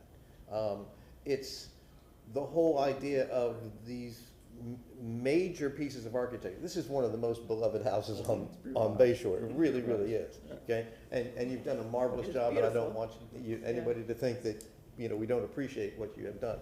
I guess I'm using this almost as a test case to talk about another possible issue in a strip of historic district that is going to be constantly flooded, or it's going to be, all of it's going to be 10 feet up in the air. I kind of look at it this way. You know, this is a moment here where it is a pivot point in history, right? I It agree, is, I agree. right? It's, you know, it's, you know, for 100 years, we've had all these beautiful houses, and then we've had climate issues now that are forcing people to do something, you know? And so it to me, it becomes a moment in time that residents had to respond to this. And it becomes a point on the timeline of, it happened here, and so here we go from here. Right. And then everybody needed to raise their home. So Or everybody needed to move their homes. either. I think what you're raising is a valid point, and not to get too far down that rabbit hole while we consider this particular case, but sort of begs the question for the city's consideration as to what the more macro treatment of these things should be in these corridors, so that these homeowners do not have to come through for variances, because the city has reflected on increased BFEs and DFEs and the like. So again, not for this conversation, but back to your point of to the bottom line, I support it. And a relocation is not on the table. Yeah. So I think we need to. To me, focus I would be in favor of raising it the additional 3 feet, because right across the street it's at the 16, I'm not gonna get the initials right. Right. Right, so to me, it's literally right across the street, it's at 16. Well, and fundamentally, we're all familiar with this location. It's horrible. It is visibly a hole, and on any given afternoon, you avoid it because Right. you know Bayshore floods. and it Right comes- there. Absolutely. On a weekly thunderstorm basis. And from a practical standpoint, this house architecturally is very grand, and frankly, the houses around it, except for the next door neighbor, which is gonna come before us for something, are all very large in scale. It's on they really did a nice job of presenting it, and if there's a house that can handle this height, I believe this one was better suited than some of the other ones that we're looking at, frankly. So I just don't have a problem with this I wanted to elevation. raise the subject because I guess I want it to be publicly discussed on this board. If anybody ever watches TV, watches these hearings. No one's Yeah. watching it. Nobody's watching it. But, except my mom sometimes, she tunes into it.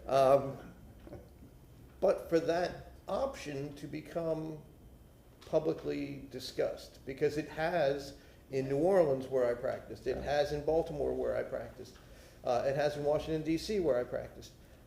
It's moved properties of this, especially of this grandeur, that deserve to be seen in their original massing and scale, to be hiked up like this and distorted is, to me, a lesser solution than to buy a piece of property elsewhere, move it, and put something back here that does meet flood elevations and can be, doesn't need a variance for height and scale, it can be reduced, it can be designed. I mean, I know Abel Garcia, I know that, they could design a brand new house here at a Point taken. correct. That's just. I wanted that to become public discussion. Absolutely. So what's the feeling here? So we're doing one at a time, go ahead. I'm ready to do an approval without conditions here. What is And- the variance? Right. Oh, yeah, for the height variance. Okay. And I feel that the 16-foot DFE is across the street, for heaven's sakes. We discussed how much it would cost per foot. Well, you've said this, if you just lower it 3 feet, you could save yourself, but I guarantee you that if in 10 years that design flood elevation is no longer adequate, it will cost a huge amount of money to go back in there and raise it up another, Sure. 3 feet, 4 feet. And moving this house off of Bayshore No, is take that off the detrimental. table. Okay. I wanted to make that a public, I just want to have it publicly discussed because I think it's an option that no one is talking about and no owner is being presented with. And they need to be. The difference in height here, though, I mean, this building won't flood for the next 300 years up 11 feet in the air, you know? And it'll be blown off its platform by a hurricane, if a hurricane ever does have that kind of storm surge, because of the wind, because the house is not built to resist hurricane force winds in any way, shape, or form. So that's one of the public comments was that, you know, we're preparing the house to not get flooded to this extreme degree, but the house will just get blown away by 100-mile-an-hour winds. Otherwise, before water would ever get to this height, or the increased 3-foot height. And I think that's a valid point.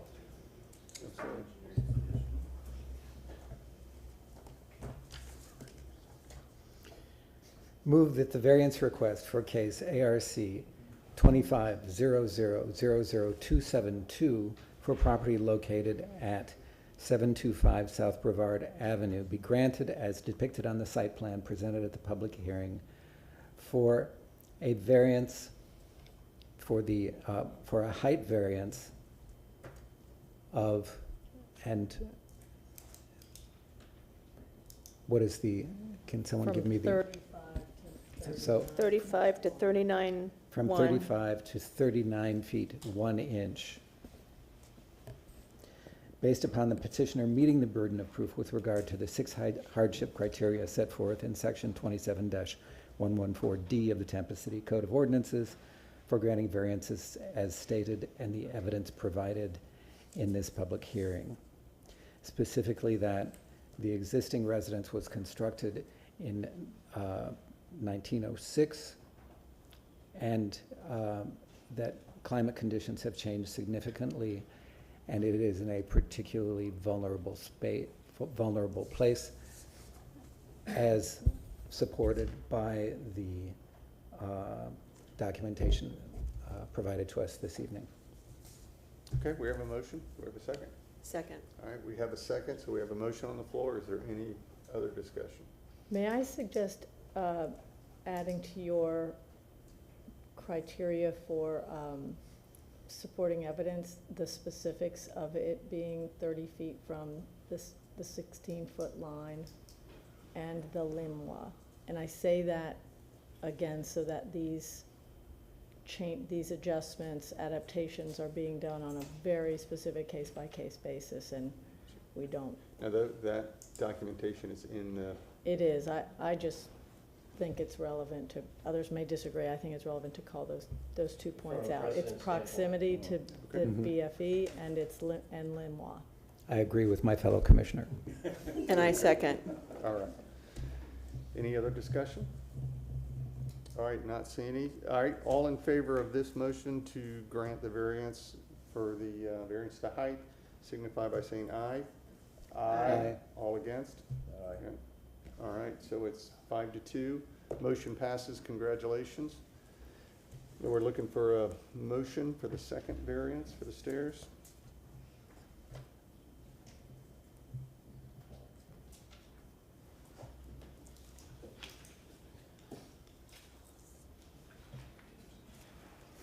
I'll go ahead. I feel like you had the Okay. momentum already. Okay, It's all almost right. sort of everything Okay. except for stairs instead of height.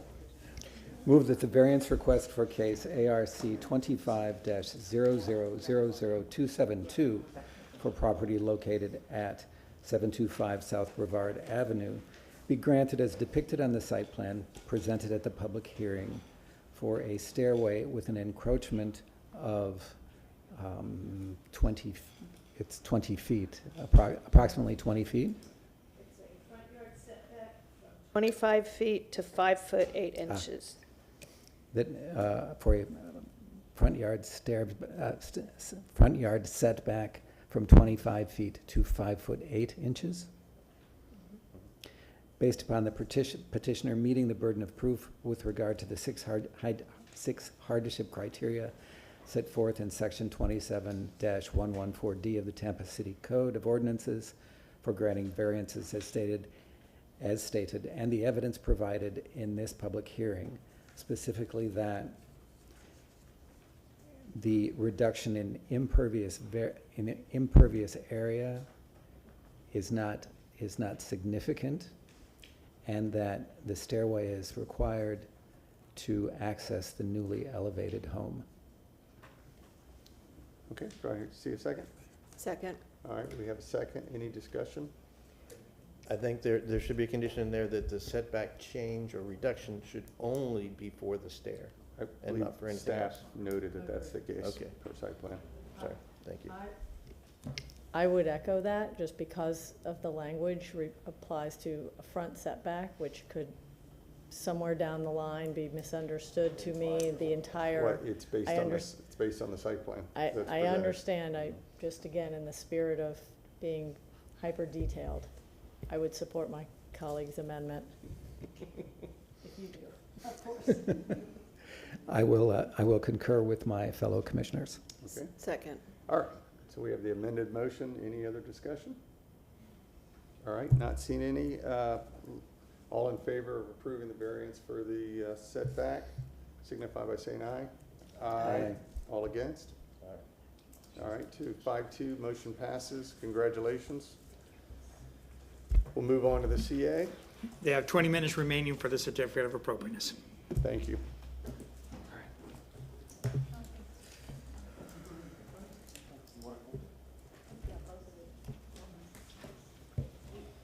So you need to call back up the PowerPoint.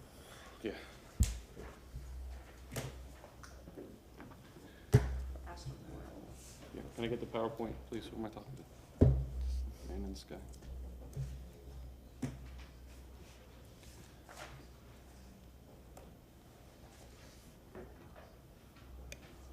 CCTV, can we get the PowerPoint back up, please? Thank you.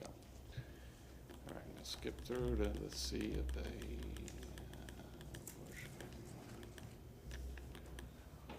A. Okay. Chuck Corder, owner. First of all, thank you. I really appreciate the fact that you voted the way that you did, and we're able to preserve this home. I didn't mention it in my presentation, but quite honestly, financially, it would have benefited me to tear the house down and build a box, and I would have never lived there. I would have sold it as a spec home to somebody from Miami, but it would have been the better financial move, but like I said, we want to preserve this home. So I do appreciate the fact that the board voted the way that you did. As far as our certificate of appropriateness, we tried to be as benign as possible with our request. We are requesting an addition, a modification to the primary structure, addition renovation, and some site improvements, as mentioned already, the retaining wall. So this is the current site plan as is. All the dimensions are accurate, trees are located. This is the existing and proposed architectural site plan. The grayed out areas are the improved areas, not necessarily addition to impervious surfaces. Actually, the only addition to impervious surfaces is the slight, maybe the stairs might be a tiny bit wider, and then we've got the retaining wall around the front of the property, which really is, we're asking for that retaining wall for no other reason than to really help mask the height. The goal is to put the retaining wall in, put a hedge behind it, put hedges in front of the house to try and mask that height as we showed in the renderings. This is the site plan showing the landscape. All of that does currently exist and will be part of the new plan. This is the proposed elevation, existing and proposed. Part of this certificate of appropriateness and part of what we felt was important to maintain is that porte-cochere. The height of the porte-cochere is almost to the inch exactly what it is today. The addition is all behind that porte-cochere, so none of it can be seen from Brevard, none of it can be seen from Inman. It really can't be seen from behind the house. You really have to be in the neighbor's property, in their driveway, to really see the addition. So again, we tried to be as sensitive as possible to maintaining the front elevation and the Inman elevation, which are the two that are seen from Bayshore. and try to have a minimal impact on the historic presence of the property. The reason for the addition at all, we feel that unfortunately, it's necessary to fix the floor plan. There are a lot of historic details in the home that have been maintained, that we will maintain.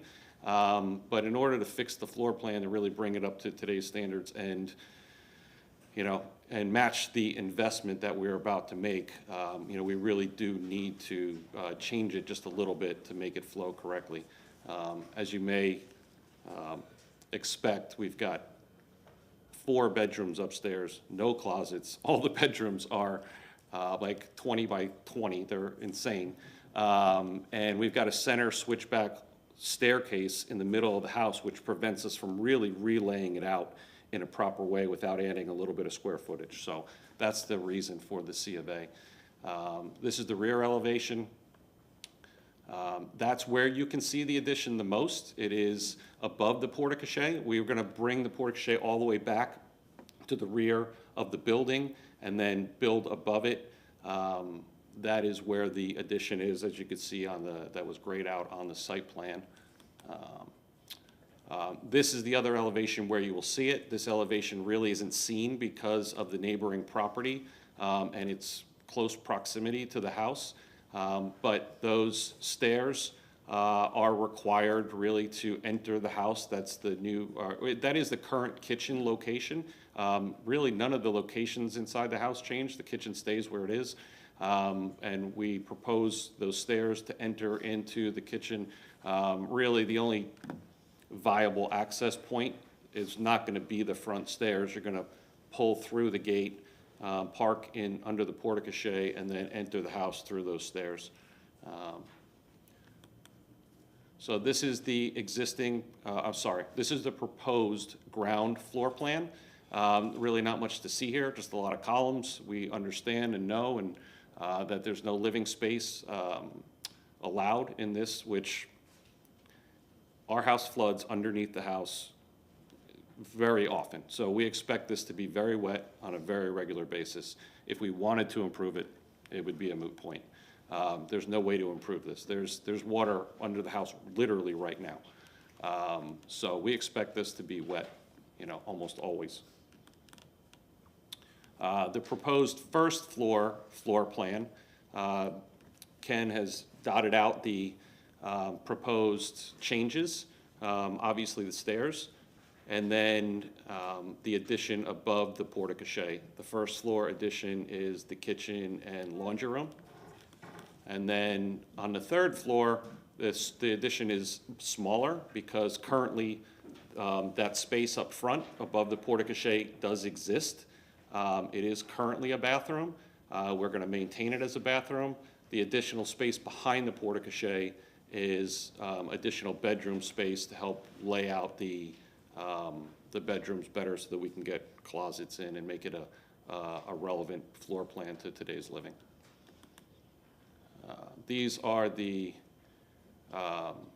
sections.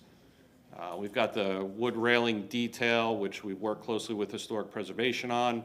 The wall detail, most of that wall is existing. The only thing that's new is the proposed foundation.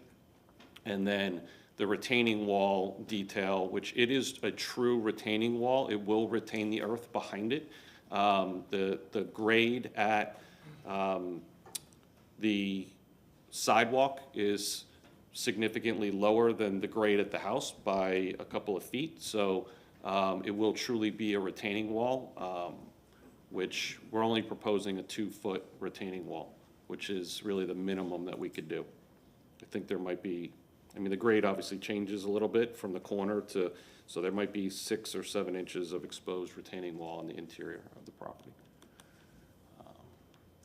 The wood fascia, soffit will all be done to match the existing. The asphalt roof shingles that we installed a few years back, which we tried to make it as historic as possible. Those roof shingles, I had to hunt them down on Facebook Marketplace because they've been discontinued, but I have them in my possession. Those are the shingles that we'll be using. The wood trim and doors and windows will all match existing. All of those details will be matching. We're not really proposing a lot of new windows and doors, but any of the new trim, siding will be identical to what's existing. We did find limestone to match, so the limestone is what we are proposing for the veneer on the foundation level of the home. And then the new wood railings will be pressure-treated painted wood. Again, we worked with Historic Preservation to come up with something that's very simple and very appropriate for the neighborhood. These are the elevations. So this is the proposed front elevation. It's hard to see, but there are divisions in that stone for the breakaway walls. They are vertical lines that are, barely visible in these renderings, but that horizontal band is a new stucco band that differentiates the old from new. Again, we work closely with Historic Preservation, and the thought was, we want to treat this as more of an addition than anything else. So we're trying to differentiate the old from new with that band. We intend to really mask as much of it as possible with landscaping. And then the rest of the house on the front elevation really doesn't change at all. This elevation has the most impact as far as visually, what we're proposing to do. This rendering is not 100% accurate. We did change the plans recently. It didn't make it into the rendering, but on that first floor, not the ground floor, but the first floor of living, there is a window on that blank wall that we have added. It's on the plans. I could show it to you on the plan elevation. And then above it, you see there is a white trim board, which is not indicative of the rest of the house. The siding is mitered at the corners, so we don't have corner trim boards, but we've added one there for that bump out. That bump out represents the new addition behind the existing second floor above the porte-cochere. It was a sleeping porch, 100 years ago. It was enclosed long before we purchased it, and it was a bathroom when we bought it. So that original sleeping porch has been enclosed. That's where the addition is going, right behind it. And we've added that corner board to help make that differentiation. And then on the, that's the Inman side. So on the Inman side, you really don't see the addition, kind of, maybe a little bit, but there's also a two-story garage that's right behind that portion of the home. So really, you really don't see that, that part of that elevation from Inman. This is the rear of the property. You do see, I think I have it without, yeah. So this is the rear of the property without the landscaping that currently exists and without the garage that exists. With the garage in this view, you wouldn't see that left half of the elevation. It's really, nobody will see it but us. But in any case, those, the first floor of living, that is existing. And then the second is the addition. So that first floor of living, actually, that square footage exists. And then as far as the retaining walls go, we did find a number of precedents.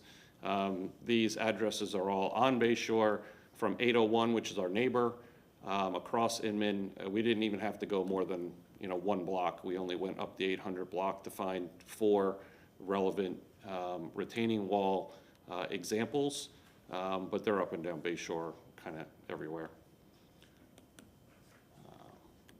So I tried to make up some time here and get back on track. But so that's the presentation. I don't know if you want me to go back to anything and clarify. No, that's very good. Thank you very much. Okay.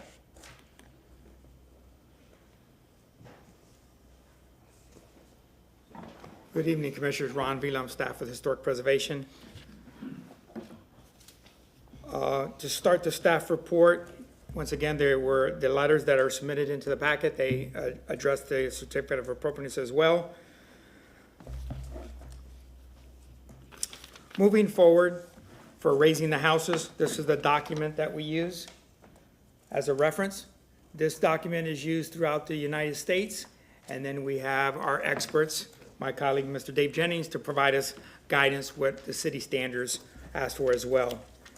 And moving forward, on page 76 of these standards moving forward, I just want to put into record as well, establishing a universal standard or measurement on how any building can be elevated is impossible. It talks about the elevation and it talks about the cladding as well. So that goes along. The elevation was for the variances that were approved, and this goes for the certificate of appropriateness. In going forward and using these documents, there's a lot of illustrations in here, but I just wanted to share with you a couple of pages. If you go up, a shorter distance, or if you go up, a higher distance, this is the original foundation, 4 foot and 8 foot.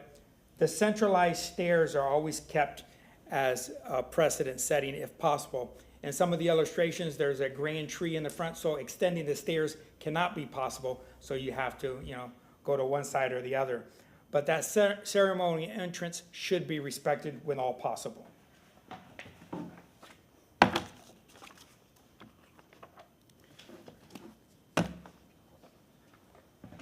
That is illustrated here. This is just moving on some additional pages. This is the historic home and the elevation from grade and how it was before the storm surge. And when you come up, I wanted to point out a couple key elements. Once again, the centralized stair coming out. At the original location, it didn't have to have a balustrade because it met code. As the house gets raised, then you have to introduce a balustrade.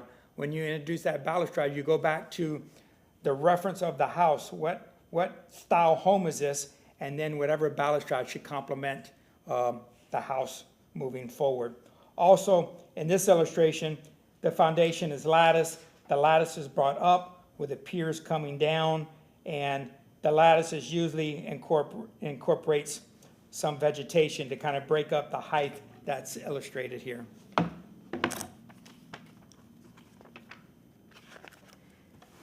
And then just lastly, it's example after example, but showing a historic house from grade, showing the water intrusion, and then how you deal with that as you come to a sensitive solution that meets these standards.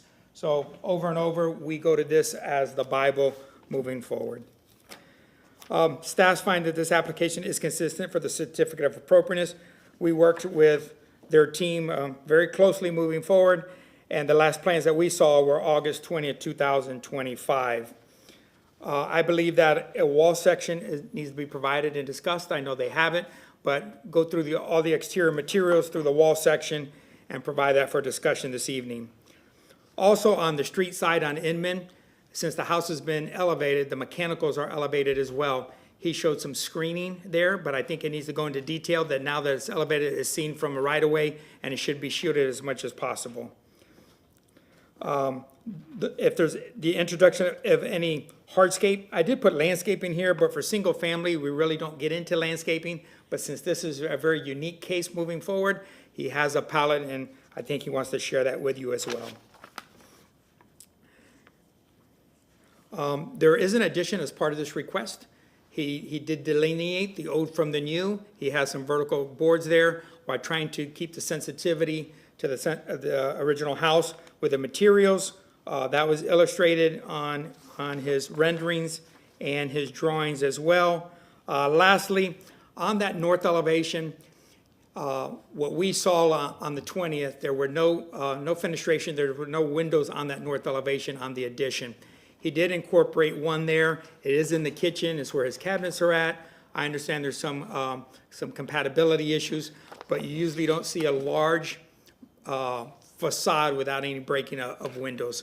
So we asked him to incorporate or at least investigate some windows on that north elevation on the addition. That concludes my portion, and I'll be here to answer any questions. Great, thank you, Ron. Is there anyone in the public that's here to speak for or against this project?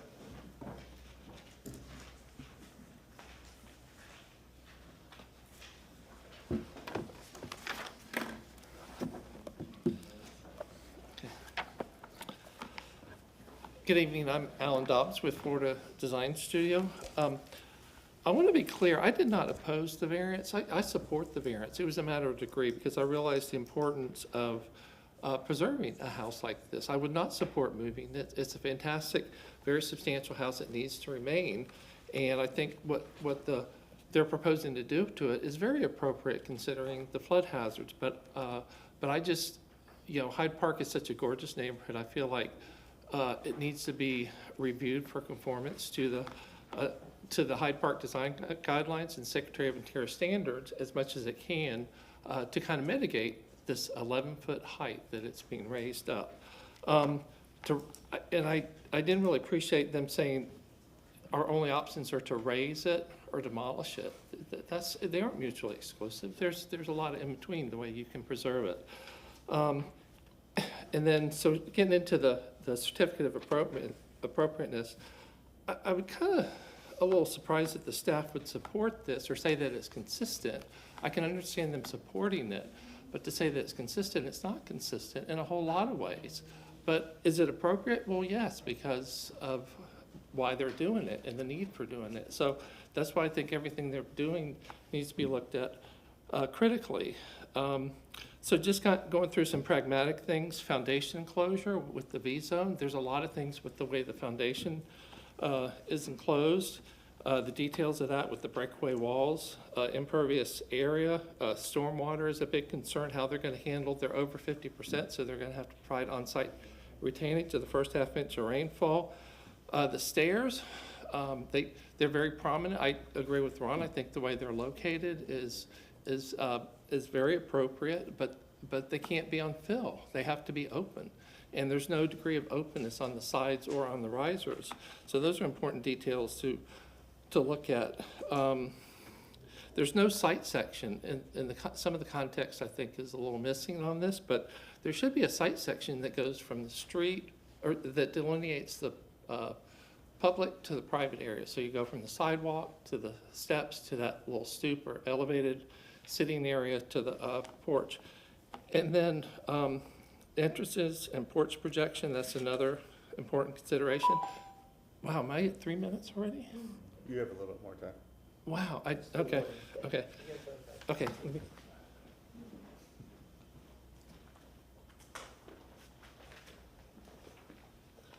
I had a bunch of other points, but obviously I'm out of time, but I would like to point out a couple things with the foundation closure.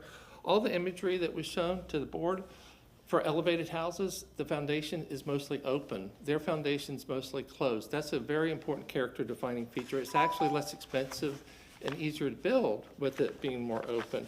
And I know I'm out of time, but just one last thing I'll mention is this little sitting area and stoop, that's not high enough for a guardrail. So the railing is really important there. But also if they just take that whole area, move it down to half the height or something, that will help with that transition. But I think all these details are really important, and I would support this project, but I think it should only get preliminary review because the details are so important on this with what they're proposing. Thank you. Great, thank you very much. Is there anyone else in the public who would like to speak for or against this project? All right, not seeing any, we'll move on to commissioner questions. I'll start on my left this time. I have no questions right now.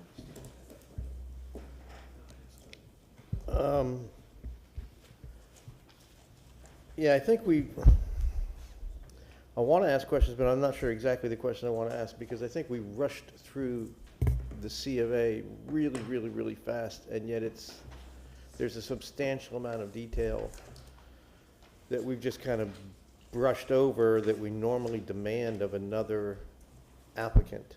The wall set, I'm not sure, now that you've gotten over the hurdle, is the architect here or the civil engineer? Yeah.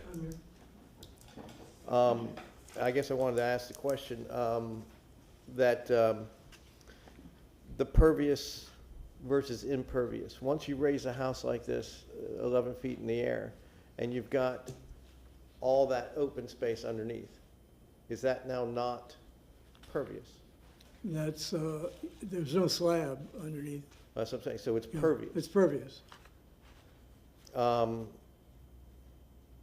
we're not increasing beyond 50%. No.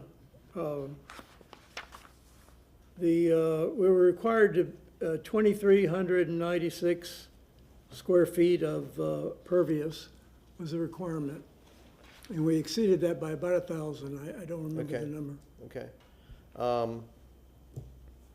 Is there, are the stairs compliant with the FEMA requirements to be open risers and? Yeah, I'm glad you that kind brought of that up. Whoever wants to answer. Yeah, the stairs, since they come directly to the street, become a real feature, something you really see from the street. And the open risers seem to be very incompatible with the character of the house. So we consulted with a structural engineer, and he said it would be possible, it hasn't been engineered yet, needs to be, but he said it would be possible to provide a stair slab, essentially it's a precast, becomes a stair slab that's lifted up and supported by a breakaway wall. There's no rebar from the stair into the wall.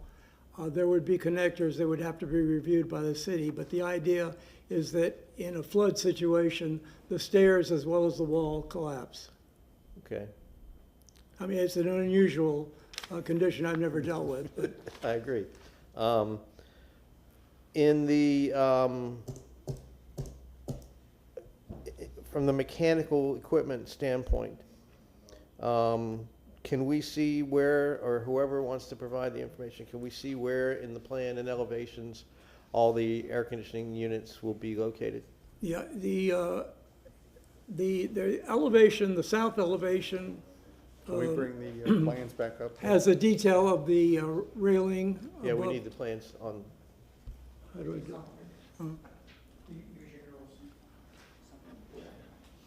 Here, I'll navigate for you. Oh, thank you. Okay, so what we did was in the stairway that brings you down from the deck, we've extended the landing to be very deep so that it could accommodate the AC equipment on it. Now, in the elevation for that, we have a blow-up of the railing and what we intend to do. The railing is painted wood, and for the area that should screen the mechanical, we're proposing to attach a plywood on the back side of the railing so that you still read the railing, but the plywood is painted the color of the house so that it hopefully visually tricks you into thinking you're seeing the house beyond it. So in this rendering, you see the 6-foot masonry wall, then you see a hedge, and then you see railings and the Right, mechanicals it'd be behind better that? if we got the elevation, could you Yeah, get- just, if I could, the elevation that you're seeing is actually very accurate. That railing is depicted with a board up against, it's hard to tell, but there's no vertical, horizontal lines for the siding. That landing is about 7.5 feet deep, which we can see on the plans. The air conditioner units are currently right below that on the ground. They would be up against the house, so 7 feet, not the front of them, 4 feet from the railing, up against the house, and then the railing, we're proposing to have a screen on it, painted the same color as the body of the house, so that from the Inman elevation or Bayshore, there's no way that you could possibly see the air conditioning units. They would be completely and totally shielded. And we have a section of that in the section sheet, and we have a, can you bring that up? Yeah. Yeah. Those are the at the ones. top of the, of A 4.1, you can see the railing sections with Okay. and without the screen. Okay, that's a railing, but not a section through the porch or not a section through the house. There's no house section showing how that No. is, okay, all right. As long as there's nothing from the street.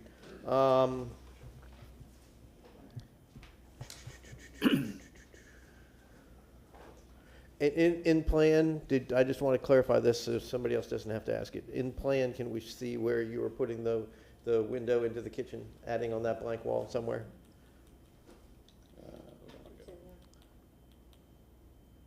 There you go.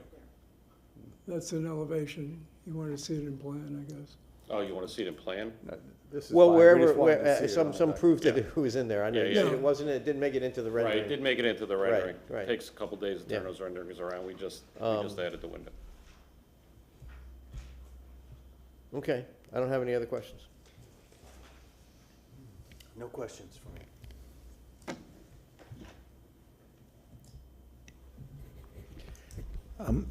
How was the decision made to really not change the detailing on on any of the addition, any of the parts of the addition, to modify it, just Well, somewhat? the modification, the house is, got beveled siding. There are no corner boards on the existing house. And so what we decided to do was on the additions, to introduce it as an anomaly that says this wasn't built at the same time as the house, because the corners, when you look at the photographs, are beveled. And so that's one thing. On the second floor, we've also we've jogged the plane in front of the existing wall, and as well as the roof above that caps it, separates it, and creates a shadow line and something different going on. Okay, thank you for that. Sure. And I have one more question about the window in the kitchen, because it seemed like the kitchen is not fully developed yet. Am I right there? Or, No. I mean, so there's the possibility that a more appropriate window might be developed for that side of the house, particularly because you have this really enviable condition where you're quite a distance from your neighbor, so we can really see more of that particular elevation. So I'm just wondering if that kitchen design is going to modify a little bit, that you can then That's tweak it. negotiable, I would imagine. It's certainly negotiable. The kitchen design is very well established, and if we were to go back to the pictures looking at the actual pictures of the house, I think you would see that the close proximity of the house next door, it does really make it hard to see that part of the home. We're not opposed to adding more windows. That window made the most sense. But we're not opposed to adding more windows, if it's, if it truly is a sticking point. It's not a real hurdle for us. Okay, thank you. No more questions. Hello again, thank you again. So when my colleague was talking about the kitchen, you're talking about this addition of the window that the staff has suggested on the north elevation? Yes. Is that correct? That's correct. For what it's worth, I would agree, it feels like it demands something more there, and it seems like it would be quite visible from that, the traffic flow south to such a, and to help eliminate some of the massing. So that was my first question, is would you have consideration to do something more there to create a little less massing? And if you could jump to the rendering that does not show the window, is there gutters on the building? There's like a gold, what is that gold? There are copper gutters, yes. They're existing today. They're already there. Copper gutters. It's one of the things we get the biggest compliments on for the house. Everybody compliments the gutters. Interesting. I guess I wasn't going there. Okay, thank you. And if you wouldn't mind, I appreciate Mr. Dobbs has, raised some opinions in terms of his being part of the community. You've addressed a few of them around the discussion of the open stairs, but he raised a few. I wonder if you could just speak a little more specifically to the stormwater question that he raised, and also I think it may dovetail with just making sure we've checked all the boxes of the staff needs. I feel like I've checked along with some of them, but not all of them. Can you just validate that all of that's been addressed? I don't think it's been all addressed in your presentation. I think that the staff comments were addressed in totality, but was there something specific that? Can you speak then to, I'd like to have the record reflect a little more discussion on the stormwater element that he's raised. I didn't catch what the concern was on his part. I think that's what my question of the pervious. Once you get over Yeah. 50% pervious, you have to have retention, on-site retention.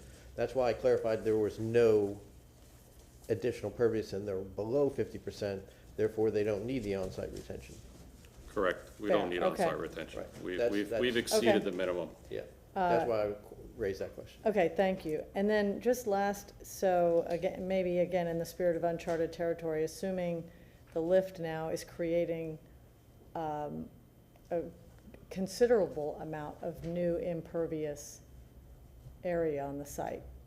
It's not. It's No, not the- impervious, pervious I meant. You're, by lifting and you're not having a slab under, you're gonna have new, It's the the same addition as of what we have now. pervious. Okay, Yeah, Okay. those conditions don't change. all right, that's what I wanted to confirm. And, okay, great, thank you. In your details, your window callouts and door callouts and so on and so forth, I don't see any callouts for flood vents. What type of flood vents are you guys going to use in your breakaway walls? Do you want to speak to that? We're still working with the engineers, quite honestly, to engineer the breakaway walls. It's a very preliminary engineering. We've got confirmation from the engineers, structural engineers, that we can clad the breakaway walls with the stone, which is our first question, whether it can even be done. The flood venting, I mean, we have significant openings in the rear and on the north elevation. The flood ventings will certainly be to code. We show several of them. I believe that we've met the requirements, but, you know, that's gonna be something that. You can see them on the elevations. Yeah, you can see them on the elevations on the plan, not on the renderings, but on the plan. Okay, all right. I'm more concerned about the detail on how you're going to cut those flood vents into the stone and how they appear, so. We currently have flood vents in the home right now that are cut into the stone. We will match that detail. All right. It appears that you're going to be using landscaping to really break up a lot of the stone massing in the front of the house on the new wall and stuff. On some of your plans, do you have any of that landscaping called out on what vegetation you're going to use or any of that type of stuff? It is all existing, and we're gonna go, whatever doesn't make it through the renovation, we'll replace it with existing. Most of the masking right now is box hedge, which is a ficus, I believe, right? Ficus hedge. That is the primary masking, species that we'll use. Okay. There was a comment, I think by Mr. Dobbs, I forget who said this actually. Your front sitting area, is there any objection to lowering that to kind of help break up some of that massing on the corner?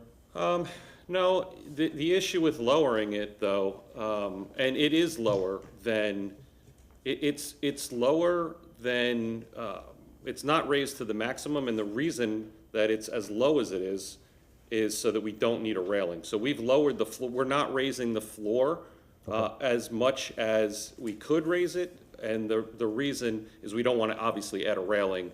It would not be appropriate to add a railing there. So our intention is to leave that floor 30 inches below the height of that wall.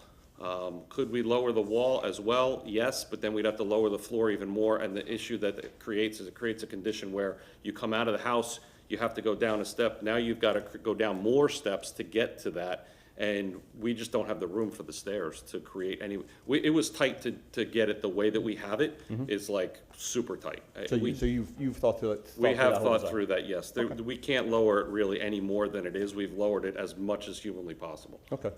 You mentioned breakaway stairs, really?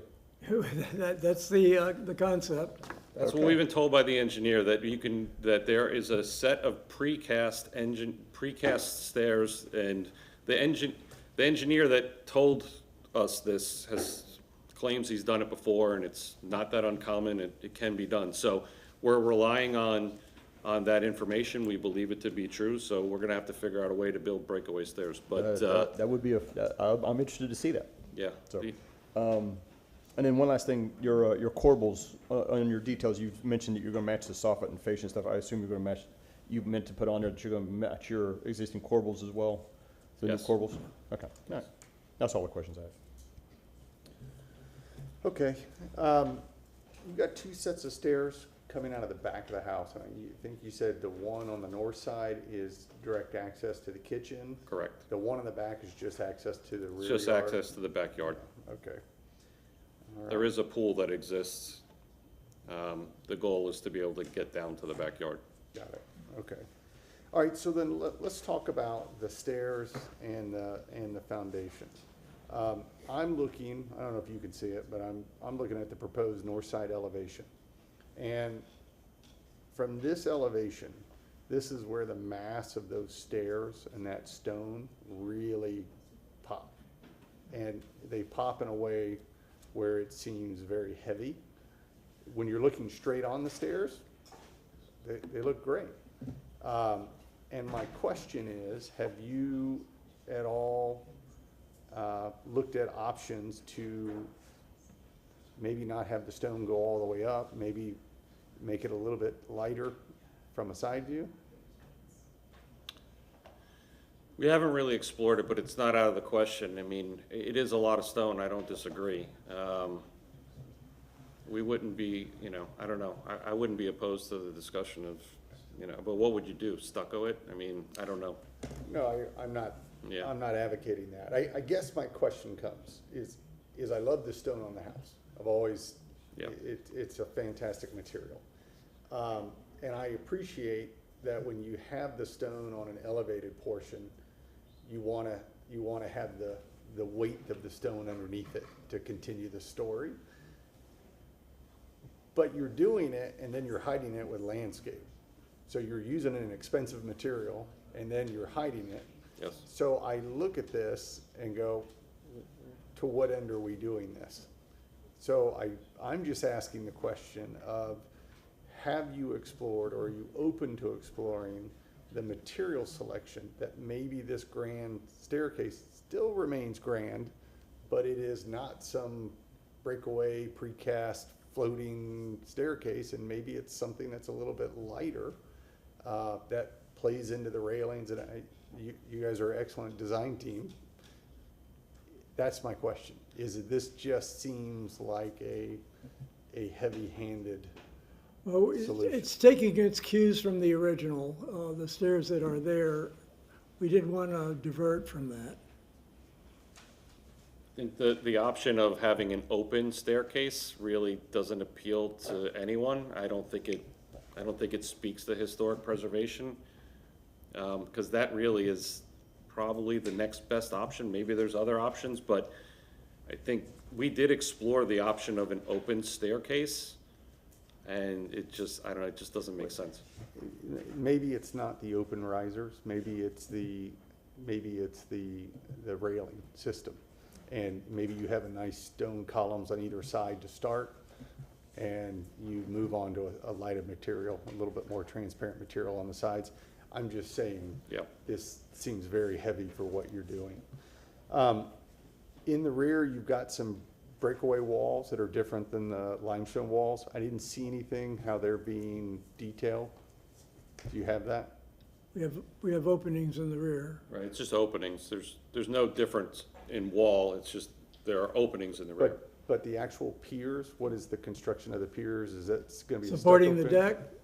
Yeah, the ones, can you go to the rendering that shows it on the back? That doesn't have the landscape. Okay, so those white ones, what are those white ones? Those are 6x6 wood columns to support the deck. We do have a detail. There's detail You on do that have same that, okay. section sheet. Okay. They have caps at the top and the base. Okay.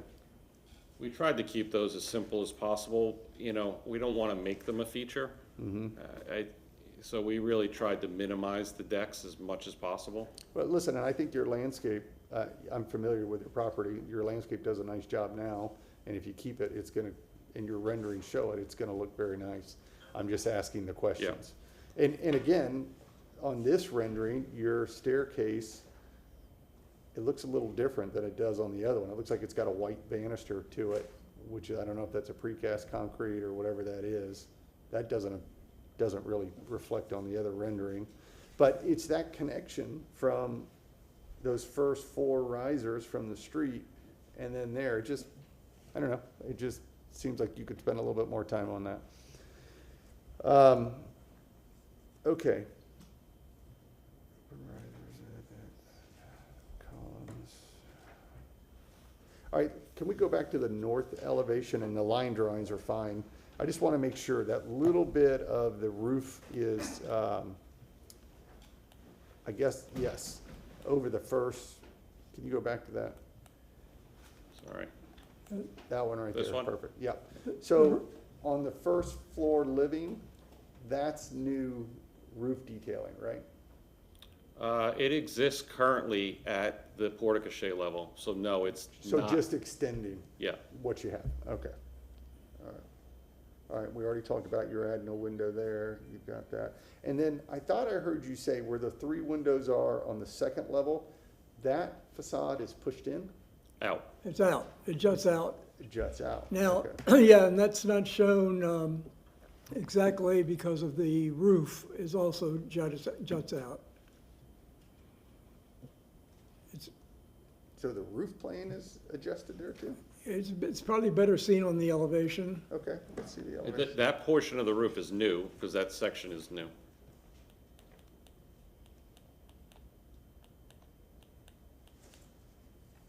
So you can see that the roof is articulated out at that portion. I don't see that. Where does it show me that? The, over the 3 windows, look at the before, the next to it, the existing.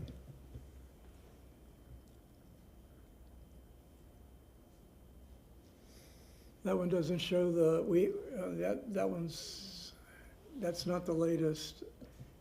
There's another slanted line that's missing out of this. Yeah, this might not have got updated. This was not the latest. So that portion over the 3 roofs, over the 3 windows, has, It has a separate roof line.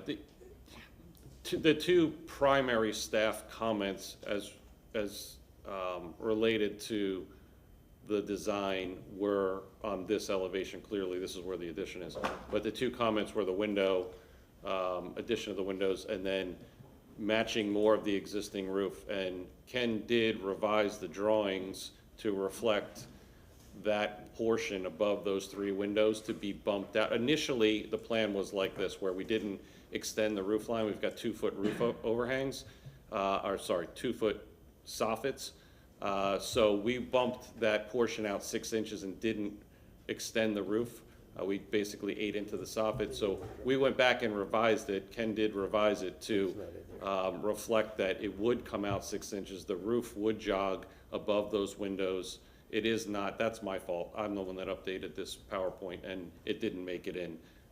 So that roof detail is not 100% But correct. you did that specifically to keep the soffit dimension the same?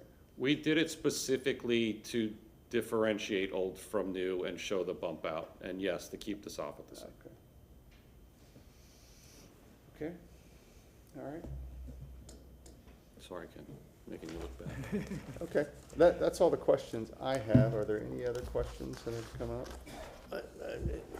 I think I wanted to just jump in on that front stair again, as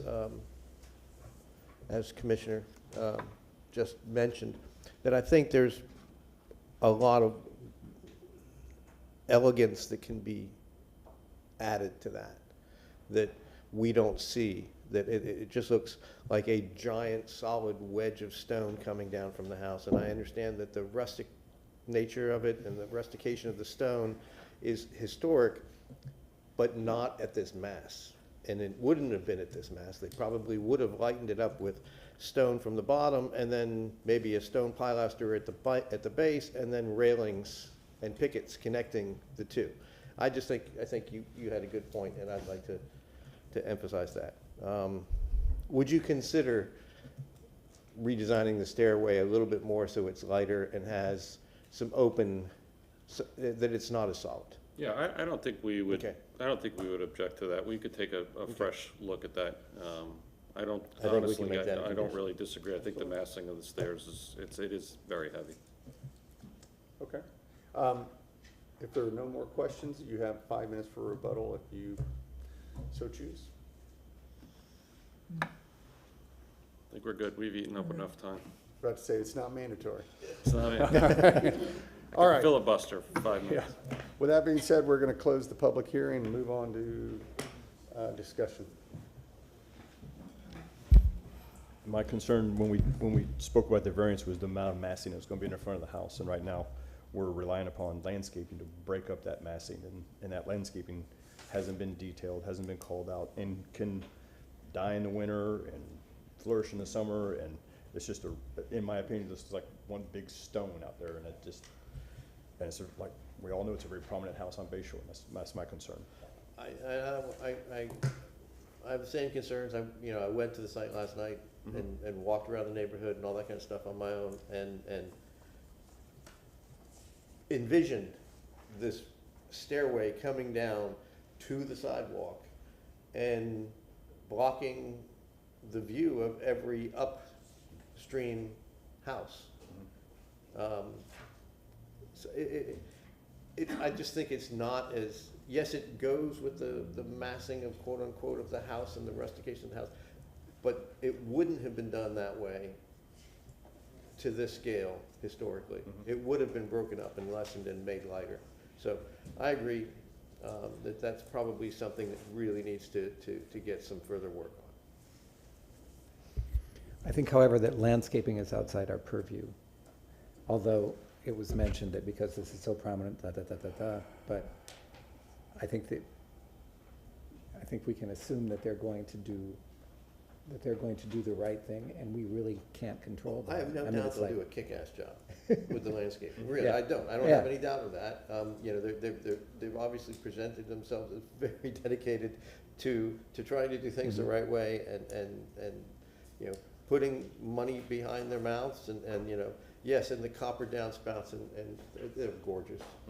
They are gorgeous. So besides the stairs, lighting the stairs, is there any other issues? Besides that, I think there's issues with the kitchen wall design, this north wall that is visible to the public. I don't have, given that I didn't approve the racing anyway, that I didn't vote for it, I don't think I can make any other valid comments, but,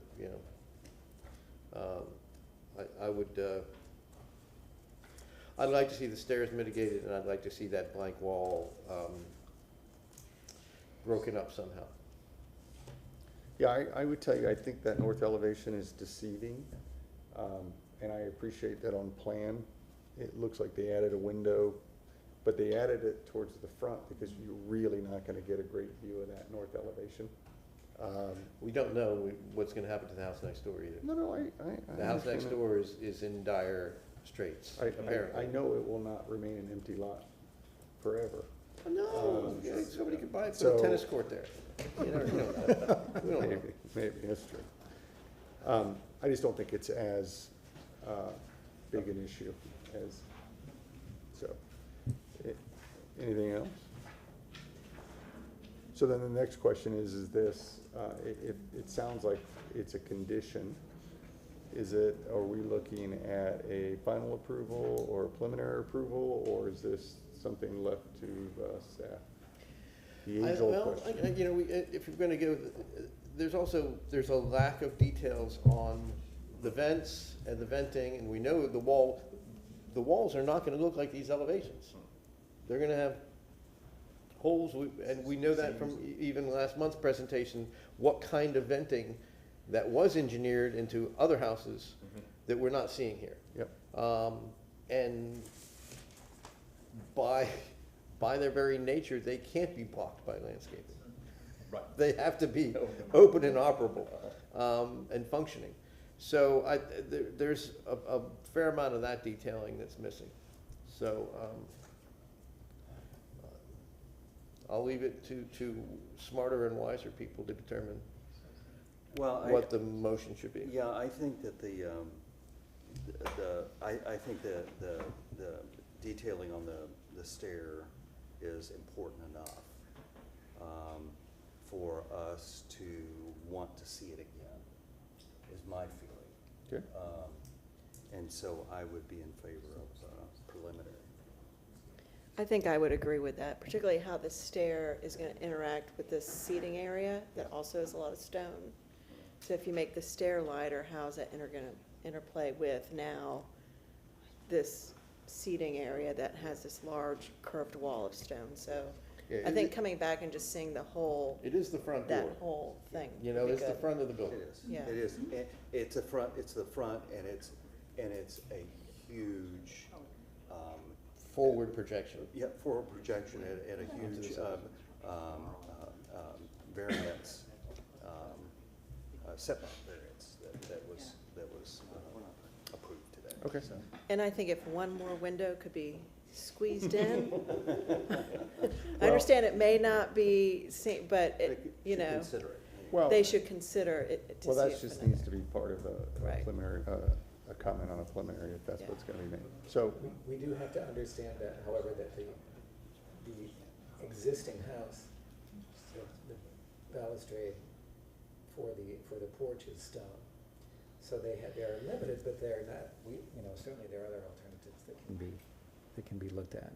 But the existing porch railing is stone, so you wanna see that line kind of Yes. continue. right. But then there are other ways to do that and do it in a, Yeah. Change in the process and go somewhere, then stop and then start something else.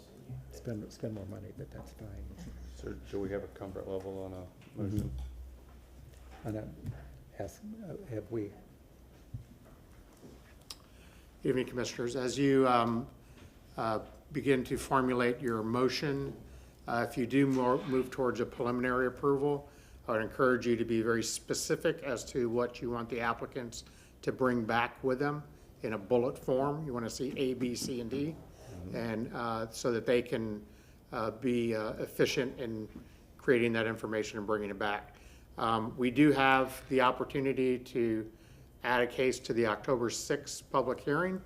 And speaking with the team, they do believe they can make that deadline depending on the depth of items you want them to bring back.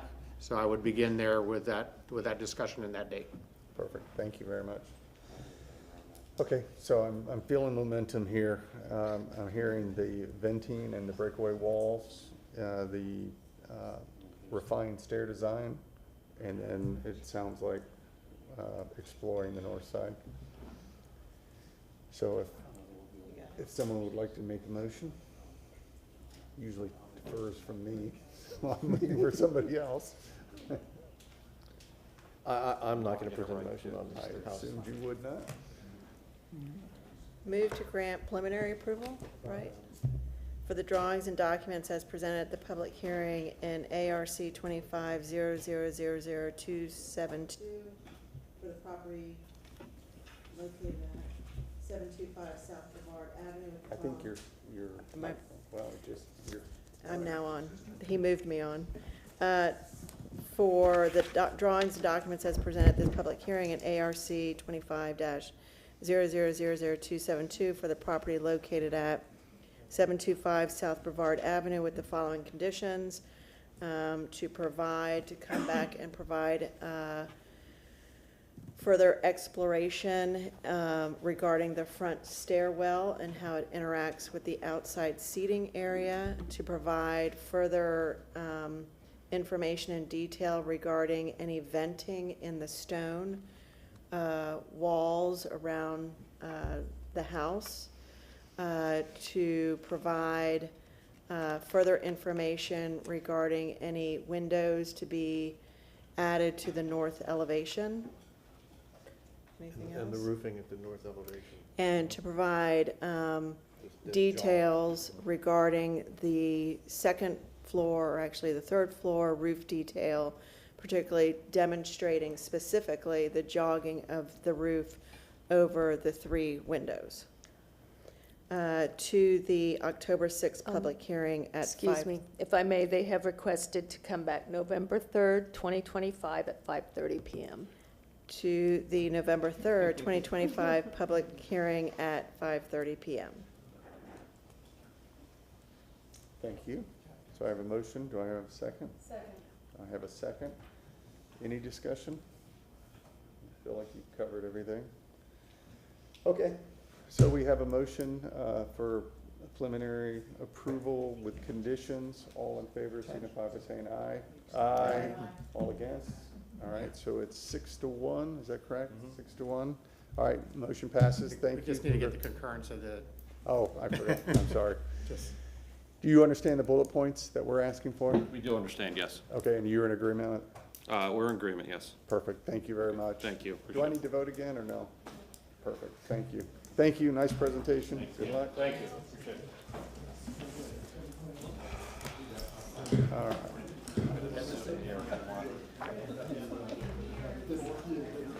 Does anybody need a break or we want to keep moving? Okay.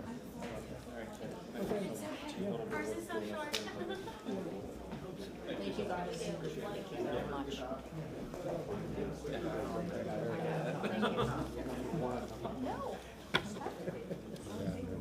Good evening, Commissioners. Ron Velam, staff of the Historic Preservation. Moving to our next agenda item, which is ARC-25-00-00385. This is for the address of 2111 West Deacle Avenue. This is also in the Hyde Park Historic District. The primary structure dates back to 1925, and it is contributing. The underlying zoning is RS 60. The request is for an addition of approximately 266 square feet. The request is for new construction, in addition to the rear with site improvements.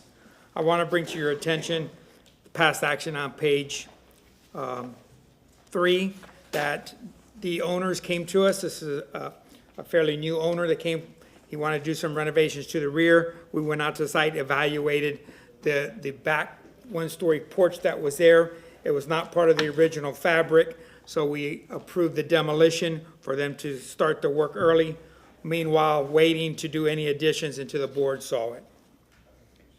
So starting with the 1929 Sanborn map, area in question is circled.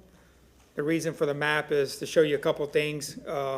Show you that the structure was there in 1929. It does face Deacle. Deacle is a one-way street, and where it's at in the quadrant of Hyde Park Historic District. This is just showing a current overhead. You have Howard Avenue that runs north and south. It's to the west of the subject site. As I stated, Deacle's a one-way street coming off of Howard and heading to the east. This is looking at the frame vernacular house. Has the body of the building is 2-story, then it has a couple wings on the east side. It has more of a sunroom feature, and then on the west side it has a porte-cochere. Focusing on that east side, you see the 1-story there with some columns and piers. You see the window patterns and proportions that are currently on the house. And this is the abutting new house. It's non-contributing, that it abuts that property line. Going back to the primary house, the front facade and the porte-cochere. Looking through the porte-cochere, you see the expanse here. It does have a very generous porte-cochere, but there are some stairs that protrude into that area. And then you have the period accessory structure behind it.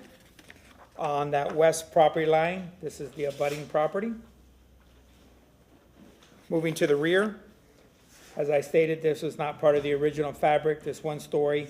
You see the vertical boards here that shows a series of additions, and then you see the balcony on top, that obviously this would not be a period condition. And just focusing on that area, so you have a level of comfort that staff did the right thing. You see the mechanicals out here that will be replaced when the new construction comes in, and just that area in the rear.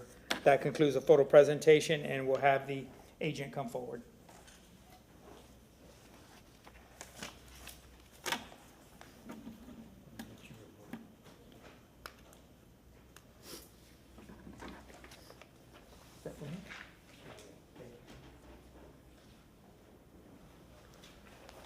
It's been a long night already.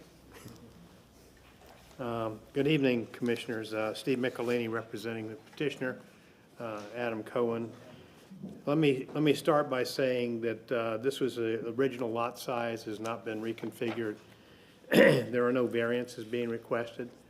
It's zoned RS60, and it's slightly smaller than 6,000 square feet. It does not affect, the proposal is not affected by setbacks or height in any way. The, there are no restrictions or increases in impervious surface. We actually exceed the requirement of the 50%, the 25% of open space. 1,415 square feet is required. We're providing 2,300 square feet. The request for was to remove a non-compliant single-story structure and a second-story balcony that was storm damaged. So we had an emergency request from the city to remove that because it was in danger of collapse.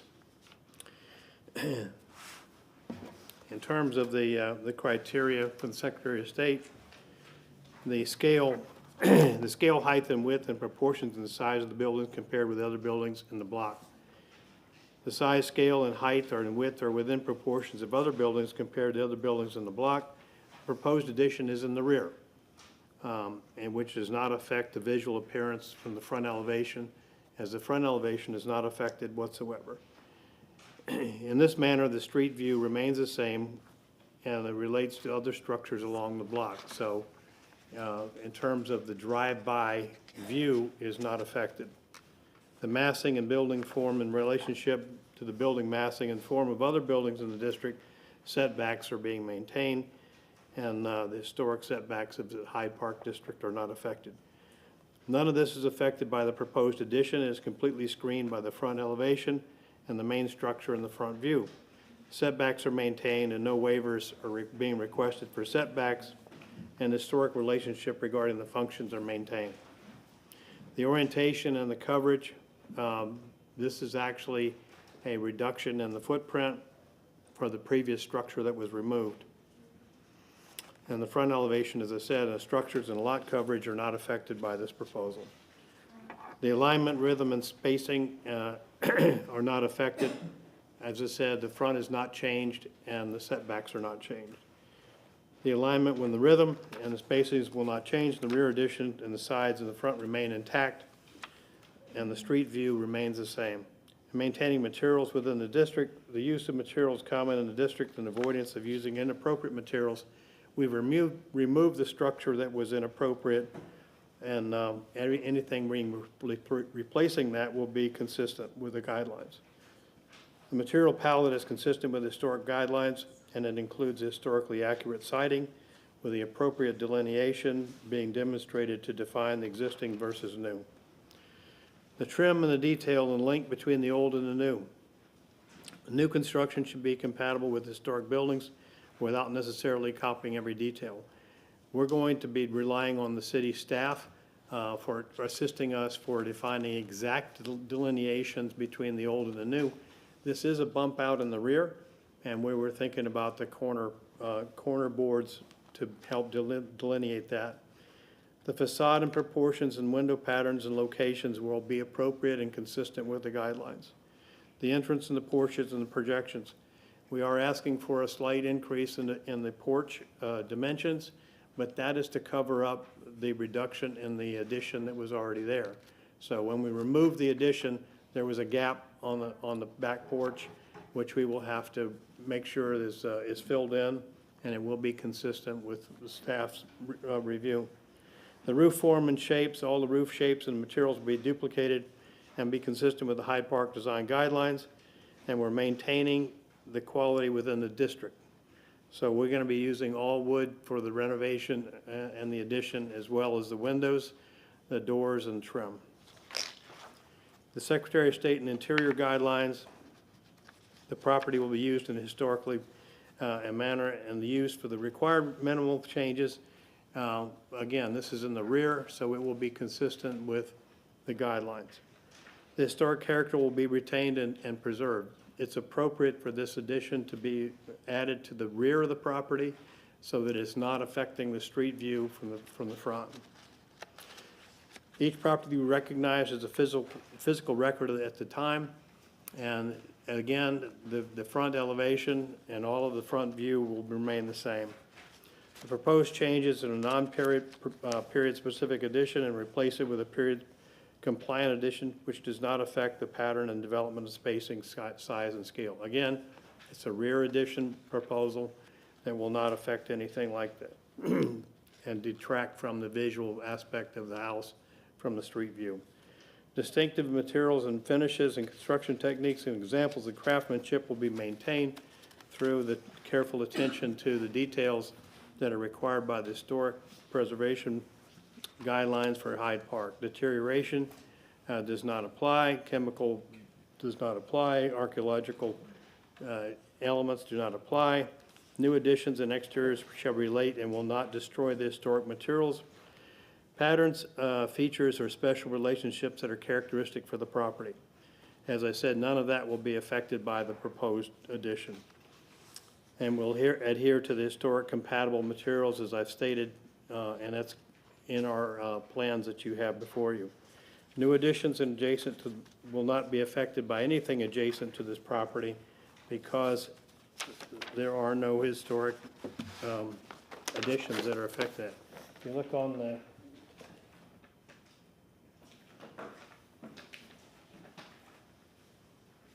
you have this in your package, but you can see that this is the project here, and then with the next, this is the basic site plan.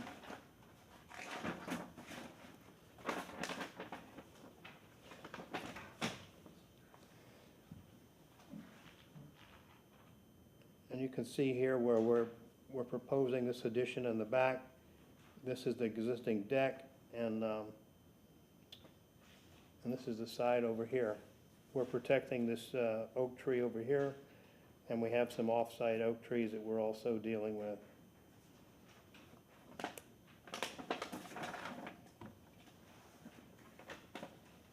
This is just a detail on the foundation and the landscaping.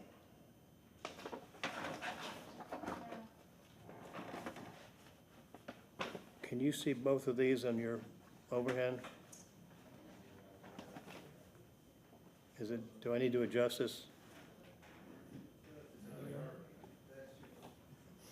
That's too much.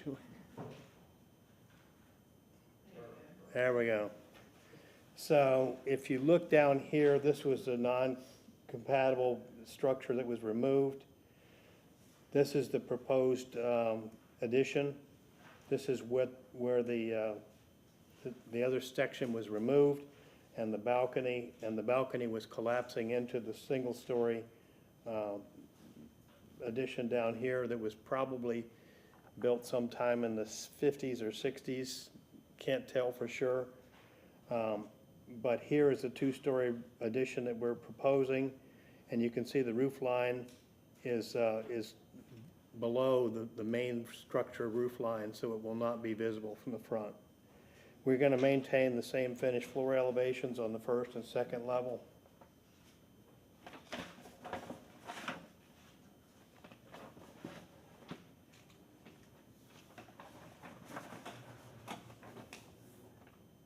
This is the east view, where you can see where the projection was that was removed. This is the east view showing you what we're proposing. And again, the roof line is below the crest of the major main structure.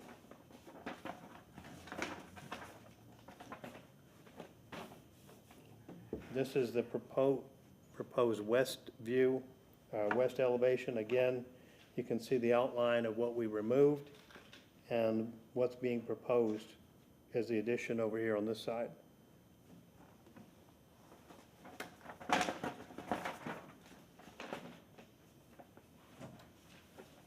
And that's the unaltered and unaffected front elevation of the property. So you can see that it's completely hidden in the back.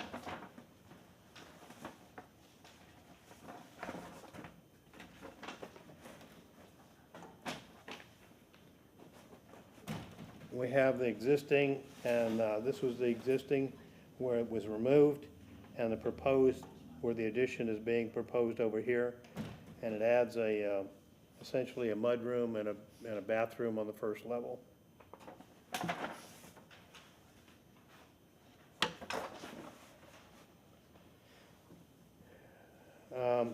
This is the second level. This is where the balcony was removed and the doorway here. So we're proposing that this is the proposed second floor addition, which is a laundry room off of the main structure of the master.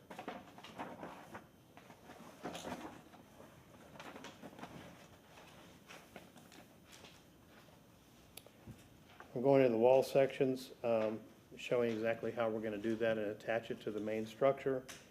The window detail and the roof and wall section.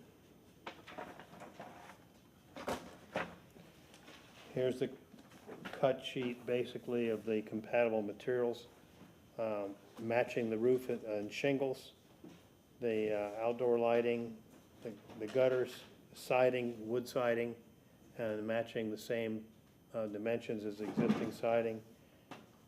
Window detail over here, and this is the trim material and hardware over here. We have letters of support for, this is the subject property here, and we have letters of support from each of the adjacent property owners that could in any way be affected, or in any visual way or some physical impact.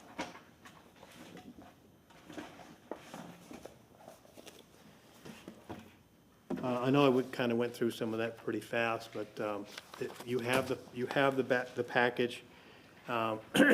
We have addressed the issues regarding the Hyde Park guidelines as well as the Secretary of State's guidelines. We have endeavored to meet all of the criteria that's established by the city or Secretary of State.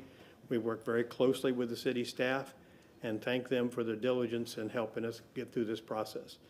They were instrumental in assisting us in getting an emergency demolition permit to help avoid a catastrophic event because of the collapse of the balcony, and it was falling off into the first floor addition. We also were able to stabilize the building, and they assisted us with getting an emergency permit to help to remove that to keep it from causing further damage to the rest of the property. The property owners have been living off-site because of that instability of the conditions of the property. But I think that we have met the criteria as established by the code and respectfully request your approval. Thank you very much.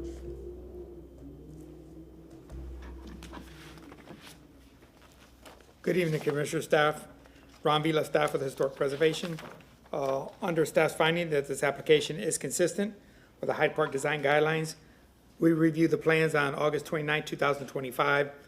I mentioned that through the staff report because there's been some modifications. Usually we talk to the owner or the agent as we get prepared for the public hearing, and some modifications are made. So the staff reports reflect the drawings that we've seen. Since we saw the drawings and what was presented today, some of our concerns is that there are additional windows on that west elevation. He did incorporate 2 windows on that west elevation.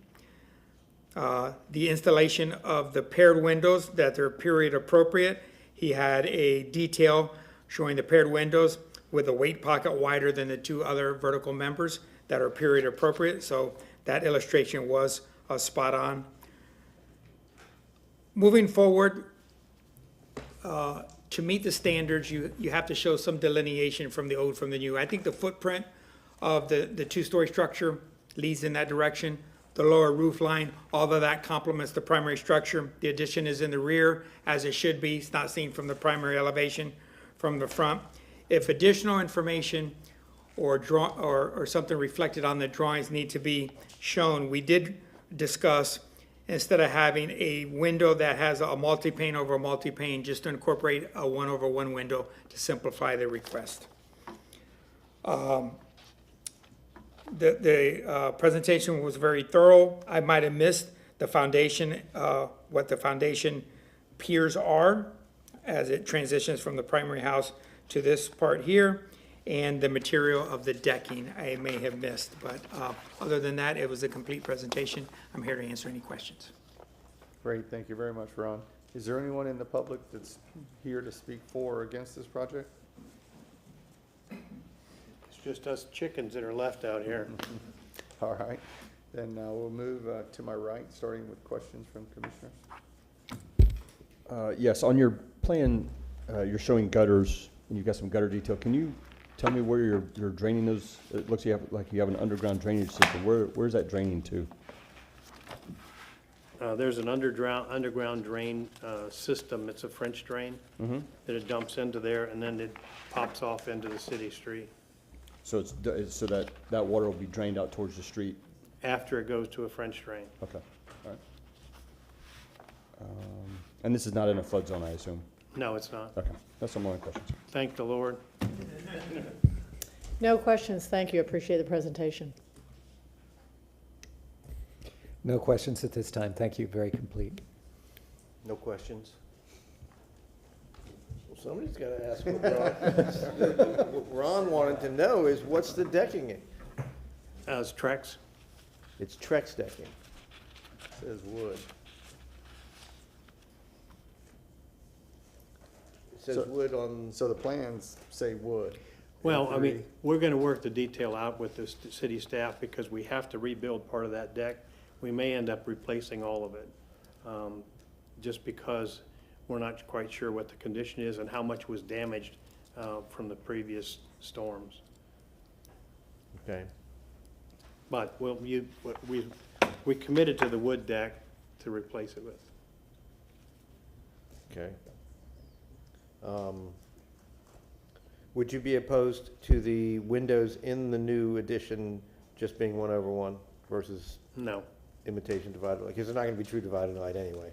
No, Right. and we wanted to work out the delineation with the city staff anyway, between the addition and the existing main structure. Yep. And we talked about vertical boards of some kind where it meets with the main house. Yep. But you know, the windows is another detail we wanted to work out with them. I think 1/1 is just simple. It's an easy fix. Okay. No other questions? We don't object. Was there a question about the foundation? Yes. The detailing of it. Well, with the ahead. screening of the foundation.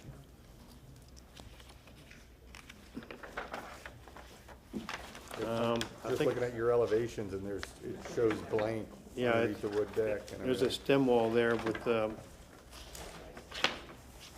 Yeah, the wall sections show it to be a CMU stem wall with the. Oh, brick veneer. With brick match. veneer. Yeah. For the addition. Okay. All right, And it shows the brick veneer on the existing. So they're repeating the conditions. all right. All right, I stand corrected. Okay. That's it for me. Any other questions? Nope. Okay, all right. You have 5 minutes for a rebuttal. I no, think. thank you, and I'm gonna spare you. Thank you. All right. With that, we're going to close the public portion of the hearing and move to discussion. And to speed this along, I think I heard them say they're open to changing the window pane. The deck material needs to be discussed and coordinated with staff, and then the delineation between old and new. Yeah. Trim board. I think it's such a simple, tiny footprint of an addition on the back of a house that I walked by yesterday, and you cannot see it from the street. Yeah. I used to live 2 doors down from it. And just because we're discussing here, if anybody else wants to go by, the next door neighbor has an outdoor xylophone that you can play. I walk past it every day. No, I think it's just such this is probably the most modest addition I have ever seen in my life. Okay. And I have no problems with any of it. All right, so do we have a motion? Someone. I'll make a motion. I would comment there just to echo, appreciate the thorough presentation and also actually appreciate the modesty of the improvement, which is not often seen. And finally, really appreciate getting the neighbors' input, which is also not always done. So I will make a motion, move to grant a certificate of appropriateness for the drawings and documents presented at this public hearing in ARC 2500000385 for the property located at 2111 West Deacle Avenue with the following conditions: that the applicant modify the windows to be 1/1 design, and that they work out details of both of the materials for both the deck and the foundation to staff's satisfaction. And because based upon the findings of fact, the proposed project is consistent with the Hyde Park design guidelines of the City of Tampa for the following reasons: that it is consistent with scale, massing, and orientation, and aligns with materials and aesthetics for the district and the Secretary of the Interior standards for rehabilitation. Before we get a second, Did I- we're gonna talk about a trim detail. Yeah.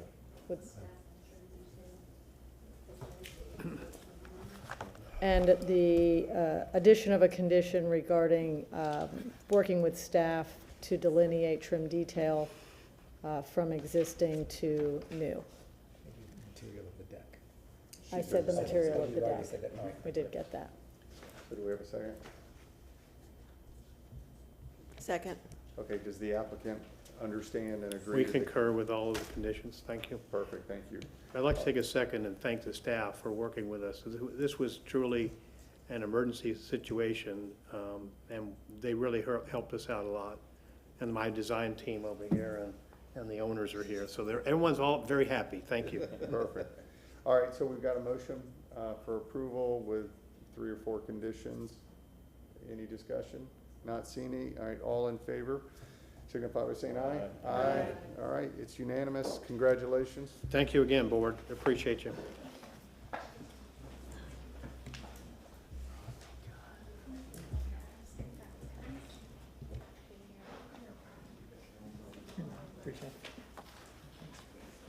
Good evening, Ron Vila, planner with Historic Preservation. Our last agenda item, which is ARC-25-0000400. This is for the address of 318 South Edison Avenue. This is in the Hyde Park Historic District as well. The primary structure dates back to 1908. It is contributing. On your staff report, the zoning states PD. After further evaluation with the zoning department, they found that was an error and it's CN. We reviewed this with them. This came in front of City Council years ago, and I have the plan for the rezoning from RM 24 to CN. I'm going to share that with you in a minute. I just wanted to show that one change. There are 2 sheds on the property. They're removing one and they're rebuilding one. Because this is site plan controlled, we received a letter from a supervisor in the zoning department that this does not violate the site plan controlled plan. This is not a substantial change, and her letter said that this request to remove one of the structures there and to rebuild a 200 square foot accessory structure, which is really a shed, can move forward. So that's why it's in front of you this evening. The request is for a certificate of appropriateness for new construction for an accessory structure with site improvements. Just so we're all clear, this has been vetted. internally. This was the plan for the rezoning from RM24 to CN. At that time, CN was site plan controlled. You see the two sheds here. Everything is going to remain. This shed is going to be removed, and they're going to replace this shed. This is the letter from LaShawn Dock, just stating that this is not it's below a substantial change application, is not required. So that's why it's in front of you guys today. It's at the proper place right now. Quickly, this is to show the property in question was circled. I just briefly hyphenated here and here. This is the expansion area. In January in 2023, we expanded. I keep on referring to it now. It's kind of like old hat, but this was part of the expansion area. This is our vicinity map. The red line indicates the local district, the new local district, so this falls within it. The site is very heavily vegetated, but I wanted to share what pictures we could with you. This is the front elevation. This is the front and the side, which is the north, the west. You see here the signage. This is a live work. So when they came forward for that neighborhood commercial, in the front they have this walk-up coffee shop, and in the back they live there. So that was part of the request. This is looking at the north elevation. There is a commercial property to the north, which is this bank. As part of that abutting residential at the time, they had to put that perimeter fence. This is looking from that commercial property back into the subject site. The two sheds, this one's going to remain, this one's going to be removed. Just the last picture I have is the rear, showing more of the residential component with the pool in the backyard. That concludes the photo presentation, and I'll have the agent address the board.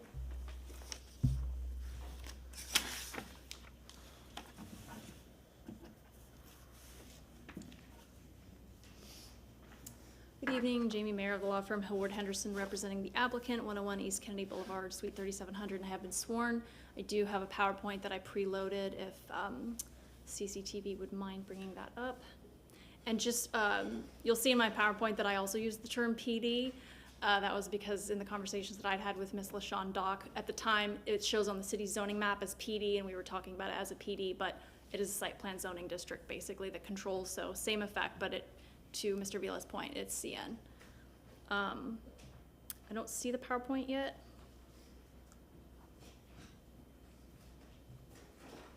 I could also show it on paper if that would be better, because I know everybody would like to go home. CCTV, can you upload the PowerPoint? Thank you. Oh, well, that's me. Okay, we'll just do it this way. I'm gonna zoom it out a little bit. How do we, oh yeah. Okay.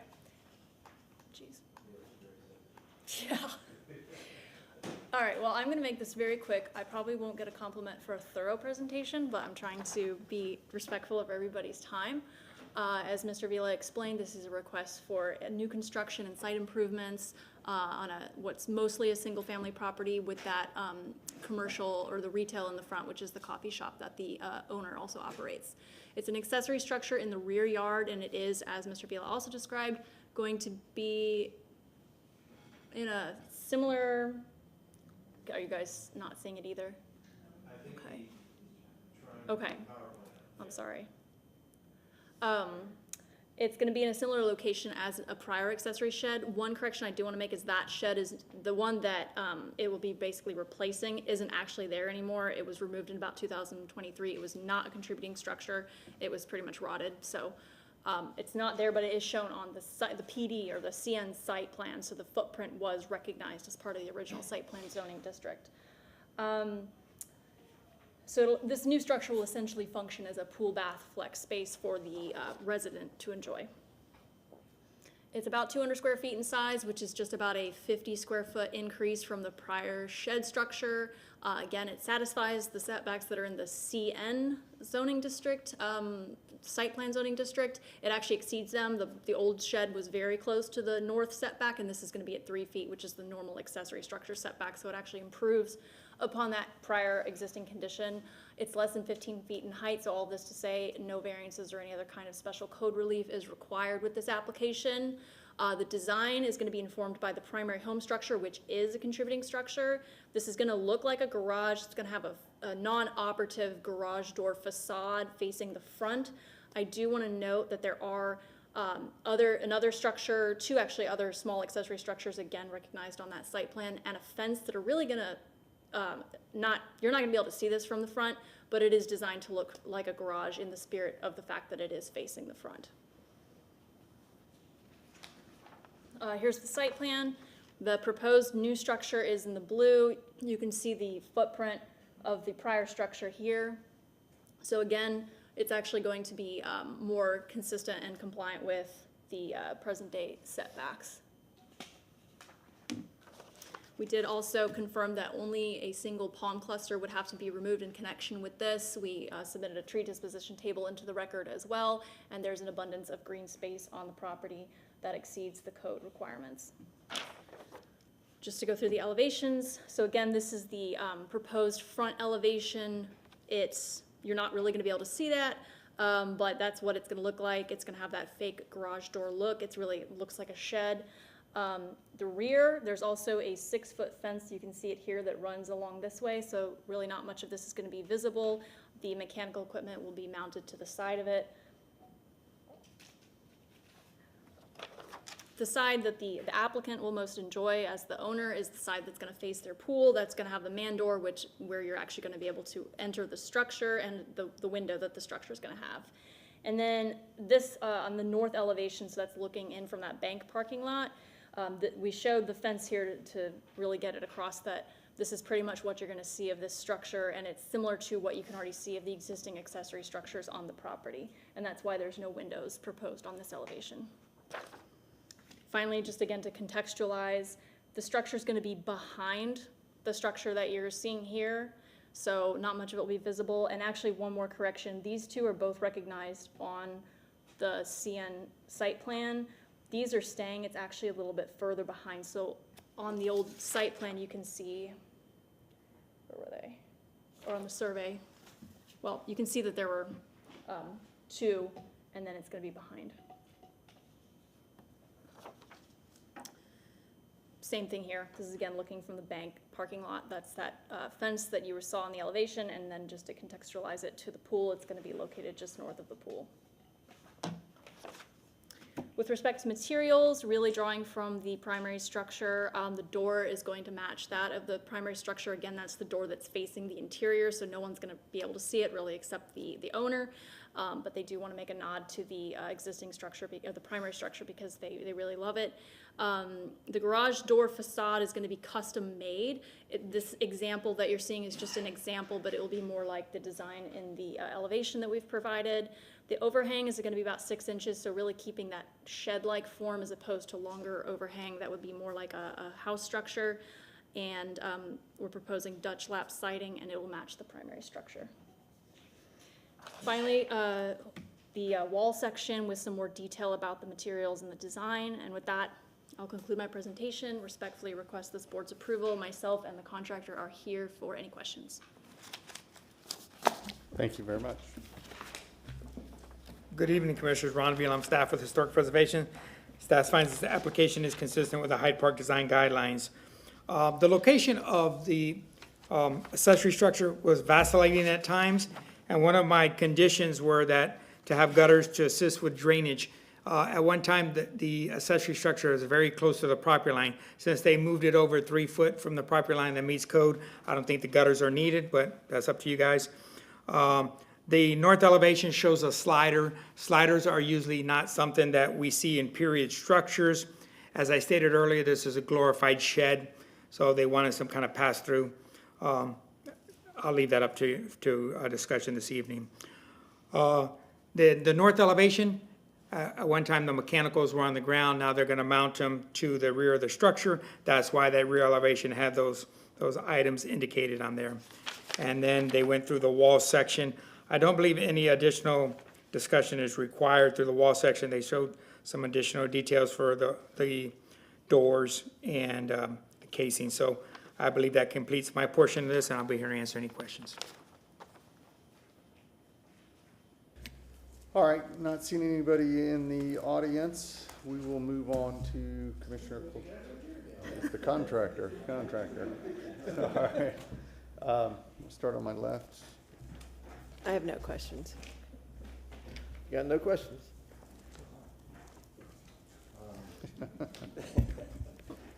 I was gonna have one, but now I probably shouldn't. No, don't feel any pressure. No peer No, pressure. Ask a question. The fake doors. Does that seems a little odd to me. Do you Why not think they just want- have it, if it's not gonna be seen, why not just have it siding? Was that a strong desire? It was probably a design was passed over from one of the original designs where it wasn't exactly clear that you wouldn't be able to see it from the street. This project has been in development for a couple years, and we weren't sure if we were going to remove all of the sheds in front of the structure or not. So it's just was contributed to on the early phases and just kind of carried over from that. But there are two plastic sheds and a 6-foot fence, and then even a palm cluster in between that faux door and the street. So it's not completely necessary, especially since it won't be operable. It would just be essentially for aesthetics at this point for the homeowner. Sir, if you could just state your name for the record. Oh, sorry, Chuck Dimick. Thank you. Okay, thank you. I'm sorry, no questions. No questions, thank you. What is the setback? You said you were going to build this close to the pool. What's the setback from the pool? Just over 3 feet. Okay. Your site plan and your elevations show that it's a 200 square foot structure, but you're asking for 240 feet. Oh, that's when we pulled the footprint away from the when we went from a 0-foot setback to a 3-foot setback, we went from 12 by 20 to 10 by 20, so it cut down that 40. Okay. Yeah, that was the original proposal, and then when we had DRC, or up to HPDRC, we discussed moving it away, but of course, because of the pool, it's not like we could just take the whole thing and just shift it straight down, so I had to lose some 40 square feet. Okay. So you're asking for an addition of 200 square feet? Yes, that's right.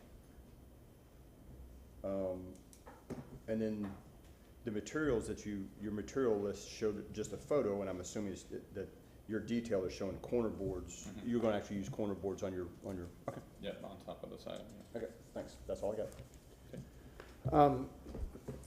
To the materials, that one detail, that one photo enlargement, it looked like it was like a crown molding type application. Where does that come from? In the photo? In that photo. That was just an example of a period correct garage from a separate site. Okay. And that crown molding was an option prior to the 6-inch extension. What I really wanted to show was the door on this from these pictures. So are you going to do that crown molding detail? No, probably not. We will be doing a 6-inch soffit beadboard. Okay. That you can see on the. So what's the point of this window detail being so pronounced as opposed to set in? Oh, because it matches the existing trim on the house. Matches the existing trim. No, Wrong question. Yeah, no, I'm talking about this window is forward in the wall elevation as opposed to being centered or farther back in. I think that's, I think the lines there actually show the trim, and then the actual glass in the window cross-section is a little bit too far out. Okay, so this is, okay. Yes, that's, the decision to have either a slider or a double hung is kind of up in the air, so. Okay, so can you put the elevation back on, the line drawing? And, all right, so here's a question for the attorney. The CN approves, correct me if I'm wrong, it approves the number of structures. Does it approve the use of these structures? Because I keep hearing shed, but this isn't really a shed.